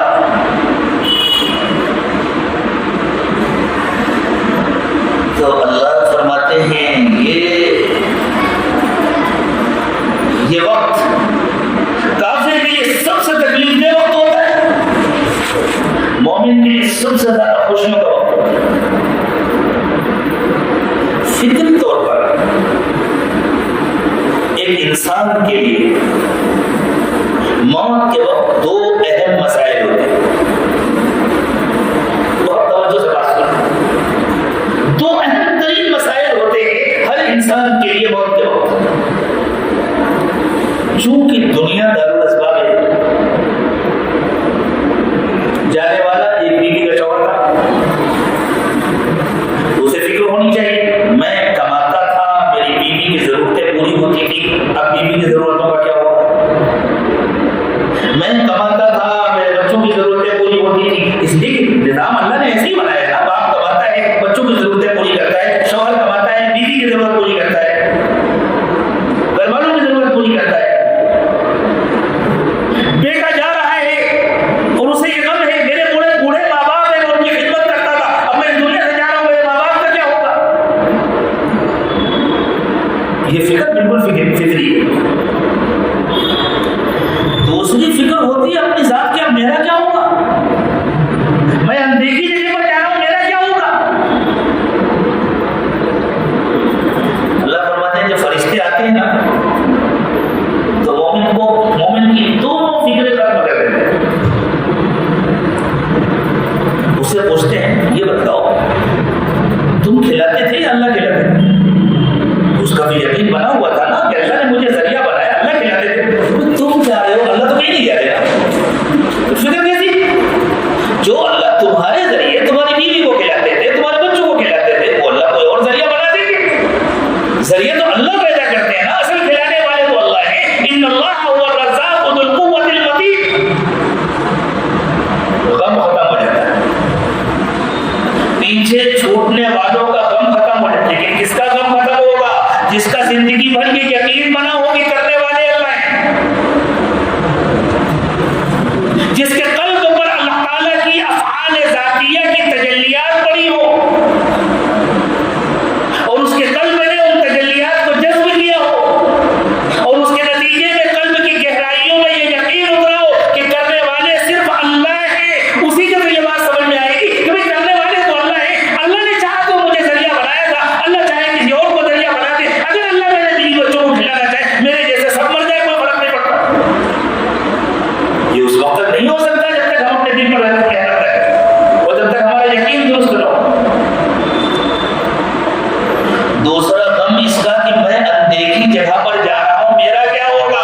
فرشتے کہتے ہیں ذرا نظر اٹھا کر دیکھو، اور جیسی نظر اٹھا کر دیکھا اور وہ استقبال کی تیاریاں اور وہ جنت کے کھلے ہوئے دروازے اور وہ حوروں کے گیت جو جن کی آواز کان میں پڑتی، وہ غم بھی ختم ہو جاتا ہے، پیچھے والوں کا خوف بھی ختم ہو جاتا ہے، اگلے انجام کا غم بھی ختم ہو جاتا ہے۔ تتنزل علیہم الملائکۃ الا تخافوا ولا تحزنوا وابشروا بالجنۃ التي کنتم توعدون۔ فرشتے آ کر کہتے ہیں کوئی ڈر کی بات نہیں، تم جا رہے ہو، اللہ کہیں نہیں جا رہے۔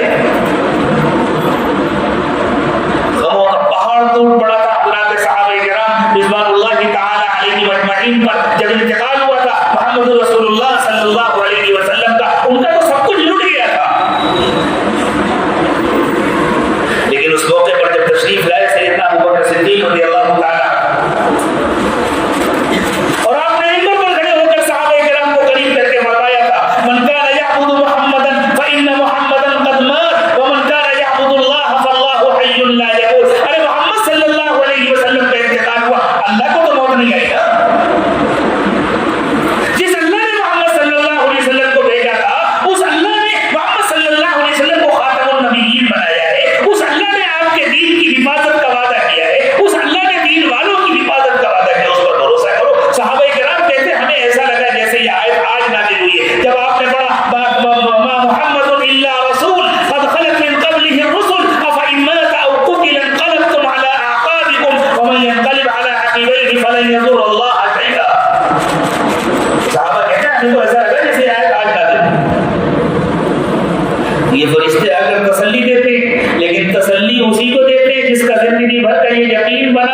کی کرنے والی ذات اللہ کی ہے، وہ مطمئن ہو کر جاتا ہے مجھے کوئی خوف نہیں ہے، میرے پاس کسی کا کچھ نہیں بگڑے گا، اللہ کرنے والے اللہ کریں گے، اور اللہ کر کے دکھاتے ہیں۔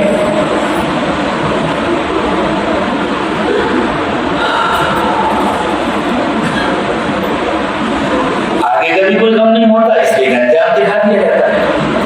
تتنزل علیہم الملائکہ، فرشتے آتے ہیں موت کے وقت، ہمارا بھی دل چاہتا ہے نا ہمارے پاس بھی فرشتے آئے، ہمیں بھی کوئی خوف نہ ہو، ہمیں بھی کوئی غم نہ ہو، چاہتا ہے دل نہیں کہتا بھائی اگر کسی کا دل چاہتا ہے میرا بہت بڑا کارخانہ ہو جائے، بہت اچھے اس زمانے کے ایڈوانس لوگ لگ جائے اور مجھے بہت اچھا سودا ملنے لگے اور میں بہت مالدار ہو جاؤں، اور میری بڑی اچھی کوٹھی ہو جائے، میری بہت اچھی کار ہو جائے، یہ ہو جائے وہ ہو جائے، اور یہ سارا نقشہ بنا کر کے وہ اپنے گھر میں رکھ ڈالے اور اس کے بعد روزانہ سے 2 رکعت نماز پڑھ کے اللہ سے مانگے اللہ یہ کر دیجیے تو ہو جائے گا، کچھ کرنا پڑے گا کہ نہیں کرنا پڑے گا؟ اللہ نے دنیا کو دارال اسلام بنایا، کچھ کرنا پڑے گا نا۔ ارے بھائی اب ترتیب بناؤ، جگہ خریدو، مشینیں بناؤ، لوگ لگاؤ، اچھے کاریگروں کا انتظام کرو، اچھے مقادم کا انتظام کرو، بازار میں جاؤ، اچھے گراہک تلاش کرو، اچھی پارٹیوں سے ڈیلنگ کرو، اور محنت کرو، ایمانداری کے ساتھ کام کرو، اور ساتھ میں اللہ سے مانگو، اللہ برکت دے گے، اللہ نے چاہا تو وہ سب کچھ ہو جائے گا جو تم چاہتے، تمہیں کرنا پڑتا ہے کہ نہیں کرنا پڑتا؟ دنیا کے معاملے میں تو ہم بڑے سمجھدار ہیں، صرف دعا کو کافی نہیں سمجھتے، آخرت کے معاملے میں ہم بڑے ناراض ہیں، صرف دعا، حضرت دعا جلدی کہ مجھے بھی جنت مل جائے، سبحان اللہ، حضرت کی دعا سے سب کو جنت مل جاتی تو اس دنیا میں کوئی ایک بھی گمراہ نہ ہوتا، انبیاء کرام سے بڑھ کر کوئی دعا کرنے والا ہے؟ حضرت محمد صلی اللہ علیہ وسلم نے اپنی امت کے لیے تڑپ تڑپ کر جتنی دعائیں مانگی ہے، کوئی ان دعاؤں کا تصور کر سکتا ہے؟ صرف دعاؤں سے جنت ملتی تو سب کو بھی نہیں ہوتی میرے دوستو، اللہ جنت دینے کو تیار ہے، بتلاؤ کون کون لینا چاہتا ہے؟ کوئی گھر کو لینا چاہتا ہے، جس کی جنت کے سوا دوسرا ٹھکانا جہنم ہے، وہ مجھے نہیں چاہیے، اللہ میری حفاظت کر رہا ہے، کون کون لینا چاہتا ہے؟ ایمانداری سے بتاؤ، میں آپ کو کوئی قصہ کہانی سنانے نہیں آیا، یہ زندگی کا فیصلہ ہے، اور کچھ پتہ نہیں ہے زندگی کتنی ہے، ہمیں نہیں معلوم ہم میں سے کون اٹھ کر باہر جا سکے گا اور کس کی لاش اٹھ کر جائے گی، کسی کو پتہ ہے؟ یہ زندگیوں کا فیصلہ ہے میرے دوستو، اگر ہمیں جنت چاہیے، اگر ہمیں اچھا انجام چاہیے، اگر ہمیں برے انجام سے بچنا ہے، اور اگر ہم یہ چاہتے ہیں کہ جب ہماری موت چاہے جب آئے اس انجام پہ یقین ہو جائے انسان کو، تو انسان کہے گا ابھی آ جائے اور مجھے کوئی پرواہ نہیں، چاہے جب آئے موت، جب ہماری موت کا وقت آئے تو ہمارے لیے نہ کوئی خوف ہو نہ کوئی غم ہو، فرشتے ہم کو جنت کی خوشخبری سنا رہے ہو، اگر ہم یہ چاہتے ہیں تو ہمیں دین پر جمنا پڑے گا، دین کے تمام تقاضوں کو پورا کرنا پڑے گا، اور میرے دوستو دین کے تقاضوں کو کوئی پورا نہیں کر سکتا جب تک وہ اپنے نفس کو دھو کر پاک نہیں کرے گا۔ کپڑا ناپاک ہو تو نماز ہوگی، وضو بہت اچھا کیا اور بڑی اہتمام سے نماز پڑھی، پہلی رکعت میں سورہ بقرہ اور دوسری رکعت میں سورہ آل عمران، کتنے بارے ہو گئے؟ تو ہمیں صاحب ہو گئے نا لگ بھگ 2.5 بار، اتنی لمبی، اور رکوع اور سجدے میں تسبیحات کی کم از کم 21 مرتبہ، کوئی کمی نہیں تھی، صرف کپڑے ناپاک تھے، نماز نہیں ہو گیا، سبحان اللہ، کپڑا ناپاک ہو تو نماز نہیں ہوتی، اور نفس ناپاک ہو اور ہم بڑے اچھے مسلمان بن سکتے ہیں، دل ناپاک ہو تو ہم اچھے مسلمان بن سکتے ہیں،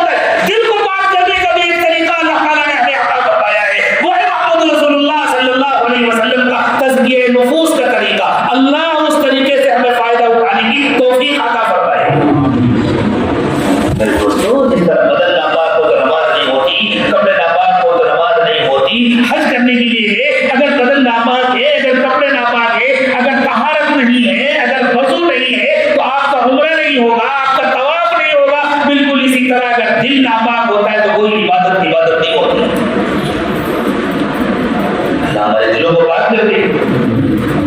اس کے لیے محنت کرنے کی ضرورت ہے, اس کے لیے نیت کرنے کی ضرورت ہے. سب سے پہلے توبہ کا قدم اٹھانے کی ضرورت ہے کہ ہم سچی پکی توبہ کریں اور پھر اس راستے کا سفر شروع کریں. اسی لیے جو دل کو پاک کرنے کی محنت کرتا ہے اسے صوفیہ کی زبان میں سالک کہتے ہیں. یہ مسافر ہے جس نے اس راستے کا سفر شروع کر دیا. اللہ اس راہ کا مسافر مجھے آپ کو سب کو بنا دے اور اللہ منزل تک پہنچا دے. اور بات نکلی ہے تو مدرسہ میں بات کہہ رہا ہوں. آپ مالیگاؤں سے بمبئی کے لیے چلے, منزل کہاں ہے؟ بمبئی. سفر شروع ہو گیا, پہنچنے کی گارنٹی ہے؟ کوئی گارنٹی لے سکتا ہے منزل تک پہنچے گا ضرور؟ خدا نہ خواستہ ہو سکتا ہے ایکسیڈنٹ ہو جائے, گاڑی خراب ہو جائے, اچانک موت آ جائے, ہارٹ اٹیک ہو جائے, کوئی بھی حادثہ پیش ہو جائے, پہنچنے کی کوئی گارنٹی نہیں ہے. لیکن اللہ کو پانے کا سفر شروع کر دیا, پہنچنے کی گارنٹی ہے چاہے اسی وقت موت آ جائے. یہ وہ سفر ہے جو لاکھوں سال میں بھی پورا نہیں ہوتا, لیکن پہنچنے کی گارنٹی ہے چاہے اسی وقت موت آ جائے. جس نے سفر شروع کر دیا اور اخلاص کے ساتھ قدم اٹھایا اور اپنے تزکیے کے لیے اور اللہ کو راضی کرنے کے لیے سفر شروع کر دیا, اللہ کامل بنا کر قیامت کے دن اسے اٹھائیں گے, چاہے دنیا میں اس کی تکمیل ہو یا نہ ہو. اب تو گھاٹے کا کوئی سوال نہیں. آپ کہیں گے اتنی بڑی بات کہہ رہے ہو, دلیل؟ اللہ نے فرمایا وَمَن يَخْرُجْ مِن بَيْتِهِ مُهَاجِرًا إِلَى اللَّهِ وَرَسُولِهِ ثُمَّ يُدْرِكْهُ الْمَوْتُ فَقَدْ وَقَعَ أَجْرُهُ عَلَى اللَّهِ. جو ہجرت کی نیت سے اپنے گھر سے نکل پڑا, مجھے اللہ کے پاس جانا ہے, اللہ کے رسول کے پاس جانا ہے. مکے کے فتح ہونے سے پہلے اللہ کے نبی صلی اللہ علیہ وسلم کے پاس ہجرت کر کے مدینہ جانا ہر ایک کے لیے فرض تھا, ہر ایمان والے کے لیے فرض ہوتا تھا. جو ہجرت کے ارادے سے اپنے گھر سے نکل پڑا کہ مجھے اللہ کے پاس جانا ہے اور اللہ کے رسول کے پاس جانا ہے, اور منزل تک پہنچنے سے پہلے اس کی موت آ گئی, اللہ کے لیے اس کا اجر لازم ہو گیا. منزل پر پہنچ کر جو اجر ملتا ہے اللہ وہ اجر عطا فرمائیں گے. یہ قیامت تک کے لیے وعدہ ہے. مسلمانوں, ہجرت کا ارادہ کرو, گناہ چھوڑ کر کے نیکیوں کی طرف ہجرت کرو, نافرمانیاں چھوڑ کر فرمانبرداری کی طرف ہجرت کرو, شیطان کا راستہ چھوڑ کر اللہ اور اس کے رسول کی طرف ہجرت کرو. قدم اٹھاؤ اور چلنا شروع کر دو. جتنا تمہارے بس میں ہے اتنا کرو. منزل تک پہنچنے کے بعد موت آئے تب بھی تم کامیاب ہو, منزل تک پہنچنے سے پہلے موت آئے تب بھی تم کامیاب ہو. اس راستے میں کوئی ناکام نہیں ہوتا. اس راستے میں ناکامی اپنی کاہلی اور اپنی سستی کی وجہ سے ہوتا ہے. بندہ چلتا رہے استقامت کے ساتھ پہلے. اسی لیے اللہ تعالیٰ نے استقامت کی شرط لگائی ہے, منزل تک پہنچنے کی شرط نہیں لگائی. استقامت کہتے ہیں مسلسل کرتے رہنے کو. جس نے قدم اٹھایا اور مسلسل چلتا رہا, پہنچ کر مرے تب بھی کامیاب ہے, پہنچنے سے پہلے مرے تب بھی کامیاب ہے. ان الذین قالوا ربنا اللہ ثم استقاموا. اللہ یہ استقامت نصیب فرما دے, مجھے بھی نصیب فرما دے, آپ کو بھی نصیب. اللہ نے فرمایا پھر تو موت کے وقت کوئی گھبراہٹ نہیں ہو. پھر تو فرشتے آئیں گے اور فرشتے آ کر کہیں گے پریشان کیوں ہوں گے. انسان کی پریشانی ہوتی ہے نا, اتنا لمبا سفر اکیلے کرو گا. فرشتے کہتے ہیں تمہیں اکیلے کون چھوڑے گا, ہم تمہیں اکیلے چھوڑیں گے. جب تم ہم کو نہیں دیکھتے تھے تب تو ہم نے تم کو اکیلے نہیں چھوڑا.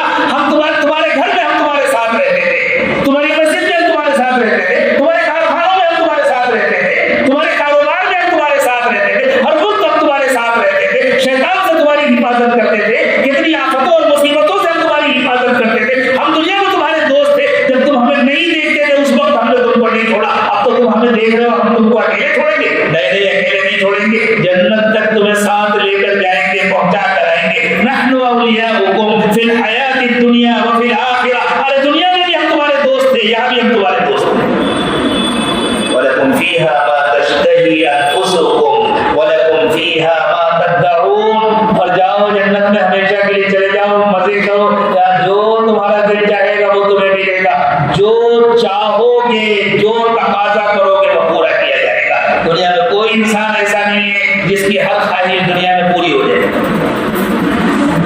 یہ دنیا ایسی جگہ ہے جو خواہشات کے پیچھے دوڑا اس کی خواہشات بڑھتی جاتی ہے، مسلسل اس کی خواہشات بڑھتی جاتی ہے۔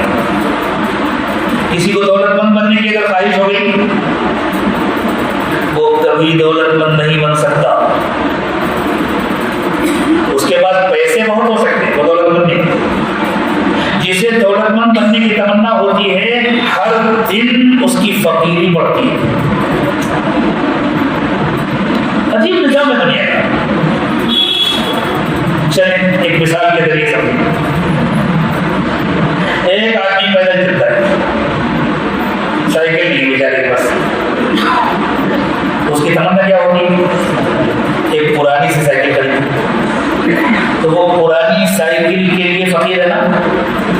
کتنے کی آتی ہے پرانی سائیکل؟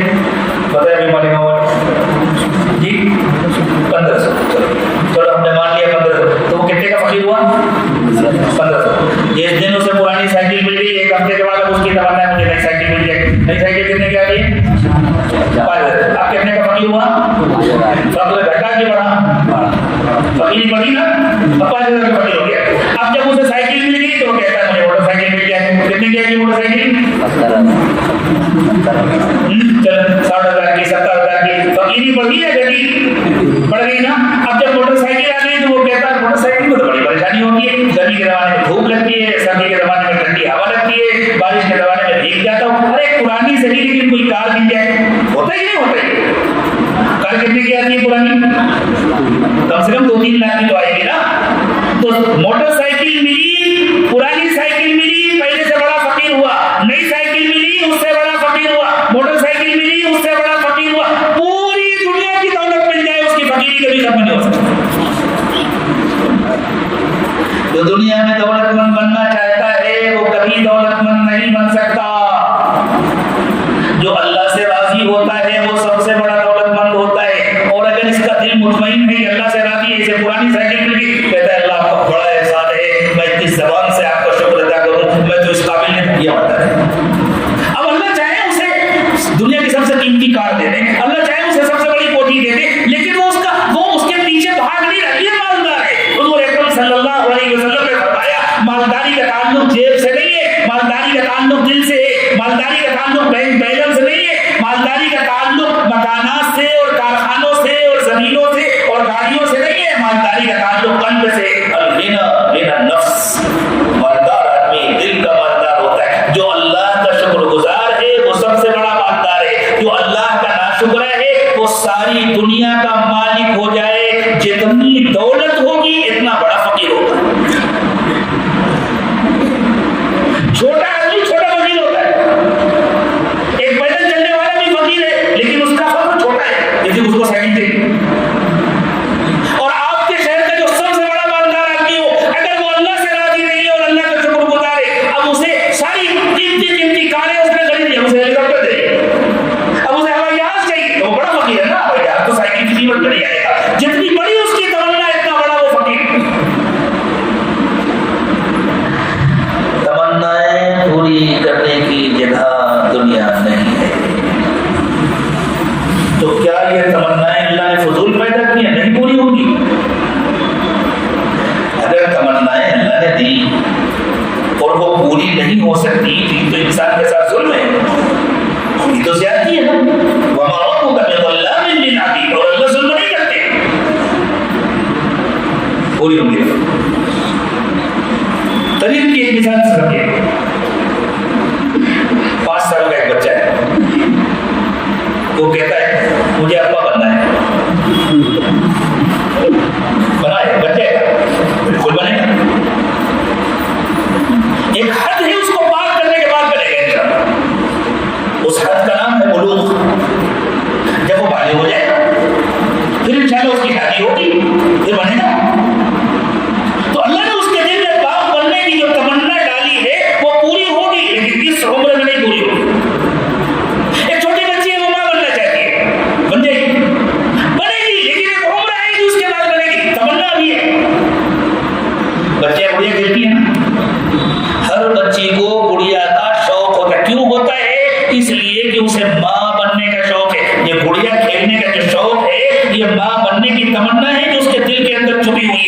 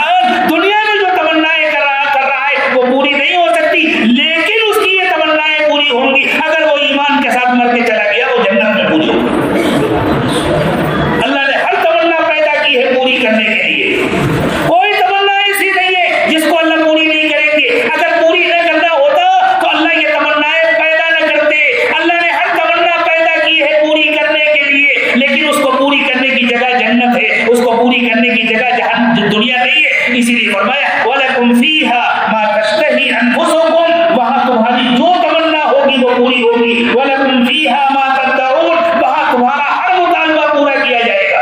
نُزُلًا مِّن غَفُورٍ رَحِيمٍ. کیوں؟ یہ تمہارا حق نہیں ہوگا. جنت کسی کا حق نہیں ہے، جنت اللہ کے فضل سے ملے. اصل میں اللہ جن بندوں سے جن بندیوں سے راضی ہوں گے اللہ ان کو ہمیشہ کے لیے اپنا مہمان بنا لیں گے. اور آپ کے گھر میں جب کوئی مہمان آتا ہے تو آپ اس کے لیے انتظام اپنی حیثیت کے مطابق کرتے ہیں یا اس کی حیثیت کے مطابق؟ جب مہمان آئے وہ تو جھوپڑے میں رہتا تھا، تو ایک کام کرو میں تو محل میں رہتا ہوں، باہر کے جھوپڑے میں ٹھہرا دیتے ہیں اس کو، آپ اپنے محل میں ٹھہرائیں گے. اور وہ بیچارہ اپنے گھر میں دال روٹی کھاتا ہے، لیکن اللہ نے آپ کو نوازا ہے تو آپ اپنے معیار کا کھانا کھلاتے ہیں. اگر آپ کو اس کو کپڑے پہنانا ہے تو آپ اپنے معیار کے کپڑے پہناتے ہیں. اگر آپ نے آرام کرنے کے لیے لنگی پیش کرنا ہے تو آپ اس سے نہیں بولے بھائی تم تو اپنے گھر میں پرانی لنگی پہنتے ہو گے، میں منگا دیتا ہوں پرانی لنگی. آپ کے گھر میں جو اچھی سے اچھی لنگی ہوگی وہ پیش کرتے ہیں. ہمیشہ میزبان مہمان کے ساتھ اپنی حیثیت کے مطابق معاملہ کرتا ہے. اللہ فرماتے ہیں یہ ایمان والے بندے اور یہ ایمان والی بندیاں یہ ہمیشہ ہمیشہ کے لیے جنت میں میرے مہمان بنیں گے، میں ان کا میزبان ہوں گا. اور میزبان اپنی شان کے مطابق معاملہ کرے گا. جس طرح اللہ کی شان کی کوئی حد نہیں، اسی طرح بندوں کو بھی چھوٹ دے دی جائے گی. جو تمہاری تمنا ہے وہ پوری کی جائے گی. جو چاہو مانگ لو، مانگ کر دیکھو اللہ کے خزانے میں کوئی حد نہیں. نزلا من غفور الرحیم. ایمان والو تم جنت میں غفور الرحیم کے میزبان بنو، مہمان بنو. اور غفور الرحیم کہہ کے بتلا دیا یہ تمہارا حق نہیں ہوگا، یہ تمہارا حق نہیں ہوگا. ہم جن اعمال پر تم کو جنت دیں گے نا، ان اعمال کا بھی ہم حساب لینے آ جائیں تو تم جنت کے حقدار نہیں بن سکتے. ان اعمال پر انسان کو جنت دے گی، کلمے پر ملے گی، نماز پر ملے گی، زکات پر ملے گی، حج پر ملے گی. لیکن ہم اپنی نمازوں کا ذرا جائزہ لیں. آج ہم نے مغرب کی نماز پڑھی، 3 رکعتیں پڑھی نا، ہر رکعت میں 2 سجدے کیے، تو ہم نے مغرب کی فرض نماز میں کل کتنے سجدے کیے؟ 6 سجدے. ان 6 میں سے صرف ایک سجدے کا اگر اللہ حساب لے لیں، ان 6 میں سے ایک سجدہ مجھے بتلا دو جس میں تم 1 سیکنڈ کے لیے بھی تمہارا دل مجھ سے غافل نہیں ہوا ہو، تو ہم میں سے کوئی ایک سجدہ بھی اللہ کے پاس پیش کر سکتا ہے؟ جن نیکیوں پر اللہ ہمیں جنت عطا فرمائیں گے، اگر ان نیکیوں کا بھی اللہ حساب لینے بیٹھ جائے تو وہ ساری نیکیاں گناہ بن جائیں گی. اللہ کہتے ہیں ہم تو تمہاری نیتوں کو دیکھتے ہیں، ہم تو تمہارے جذبات کو دیکھتے ہیں، ہم تو تمہاری وفاداریوں کو دیکھتے ہیں. اگر تم واقعی ہمارے وفادار ہو اور تم ہمیں راضی کرنا چاہتے ہو، ہم تمہاری نیکیوں کے اندر چھپی ہوئی کمیوں کو نظر انداز کر دیں گے، اس لیے کہ ہم غفور ہیں. اور ان کمیوں کو نظر انداز کر دینے کے بعد ان نیکیوں کا جتنا وزن ہو، اگر اتنا وزن اتنے وزن کا انعام ہمیں جنت میں دیا جائے تو ہم جنت میں 1 گھونٹ پانی کی بھی حقدار نہیں ہو سکتے. ہماری ساری زندگی کی نیکیاں اگر ان کی ساری کمیوں کو الگ کر دیا جائے، سمجھے اس مضمون کو تفصیل کے ساتھ سمجھے، ہماری ساری زندگی کی جتنی نیکیاں ہیں اگر ان نیکیوں کے اندر کی ساری کمیوں کو الگ کر دیا جائے اور اس کے بعد ان کا وزن کیا جائے اور اس وزن کے مطابق ہمیں جنت کی نعمتیں دی جائیں تو ہم اپنی ساری زندگی کی نیکیوں کے بدلے میں جنت کا 1 گھونٹ پانی بھی نہیں پا سکتے. اللہ فرماتے ہیں بندو ہم تمہاری نیتیں دیکھتے ہیں، ہم تمہارا اخلاص دیکھتے ہیں، ہم تمہاری محبت دیکھتے ہیں، ہم تمہاری طرف دیکھتے ہیں. اس کے بعد جو ہمیں اتنی شاندار جنت دیں گے معلوم ہے کیوں دیں گے؟ سب سے پہلے تو ہم تمہاری نیکیوں کے اندر چھپی ہوئی کمزوریوں کو معاف کر دیں گے اس لیے کہ ہم غفور ہیں، اور پھر اپنے شایان شان ہم تم کو جنت دیں گے. تمہاری نیکیوں کے حساب سے نہیں دیں گے اس لیے کہ ہم رحیم ہیں، ہم بے انتہا رحم کرنے والے ہیں، ہم بے انتہا مہربان ہیں. تم کس کے مہمان بنو گے تمہیں پتا ہے؟ تم دنیا کے کسی بادشاہ کے مہمان نہیں بنو گے، تم جنت میں رہو گے. جنت اللہ کا مہمان خانہ ہے، اللہ تمہارے میزبان ہوں گے اور تم چند دنوں کے لیے مہمان نہیں ہوں گے، ہمیشہ ہمیشہ کے لیے مہمان ہوں گے. اور اللہ غفور الرحیم ہے. نزلا من غفور الرحیم. میرے دوستو ایسے پروردگار پر مر مٹے انسان جو کم ہے. آج ہمیں اللہ توفیق دے، ہم نیت کر لیں مٹنے کی. اور اللہ کہتے ہیں تم مر مٹنے کی نیت کرو تمہارا کچھ نہیں چھوڑائیں گے, نہ گھر چھوڑائیں گے, نہ اولاد چھوڑائیں گے, نہ کارخانہ چھوڑائیں گے, گناہ چھوڑائیں گے, گناہ. شیطان سے تمہیں الگ رہنے کی تاکید کریں گے, نافرمانیاں چھوڑائیں گے, اور پہلے سے بہتر زندگی عطا فرمائیں گے. دیکھو جب انسان شکر گزار ہو جاتا ہے تو اسے اللہ کی دی ہوئی نعمتوں میں مزہ آتا ہے, اور جب ناشکرا ہوتا ہے, آپ کے شہر میں جو سب سے مہنگی گاڑی ہو آپ کے ذہن میں اس کا نام بتائیے. مالیگاؤں والوں کے پاس جتنی گاڑیاں ہیں جتنی کا ہے اوڈی کا, آپ کے شہر کی سب سے مہنگی کار اوڈی کا.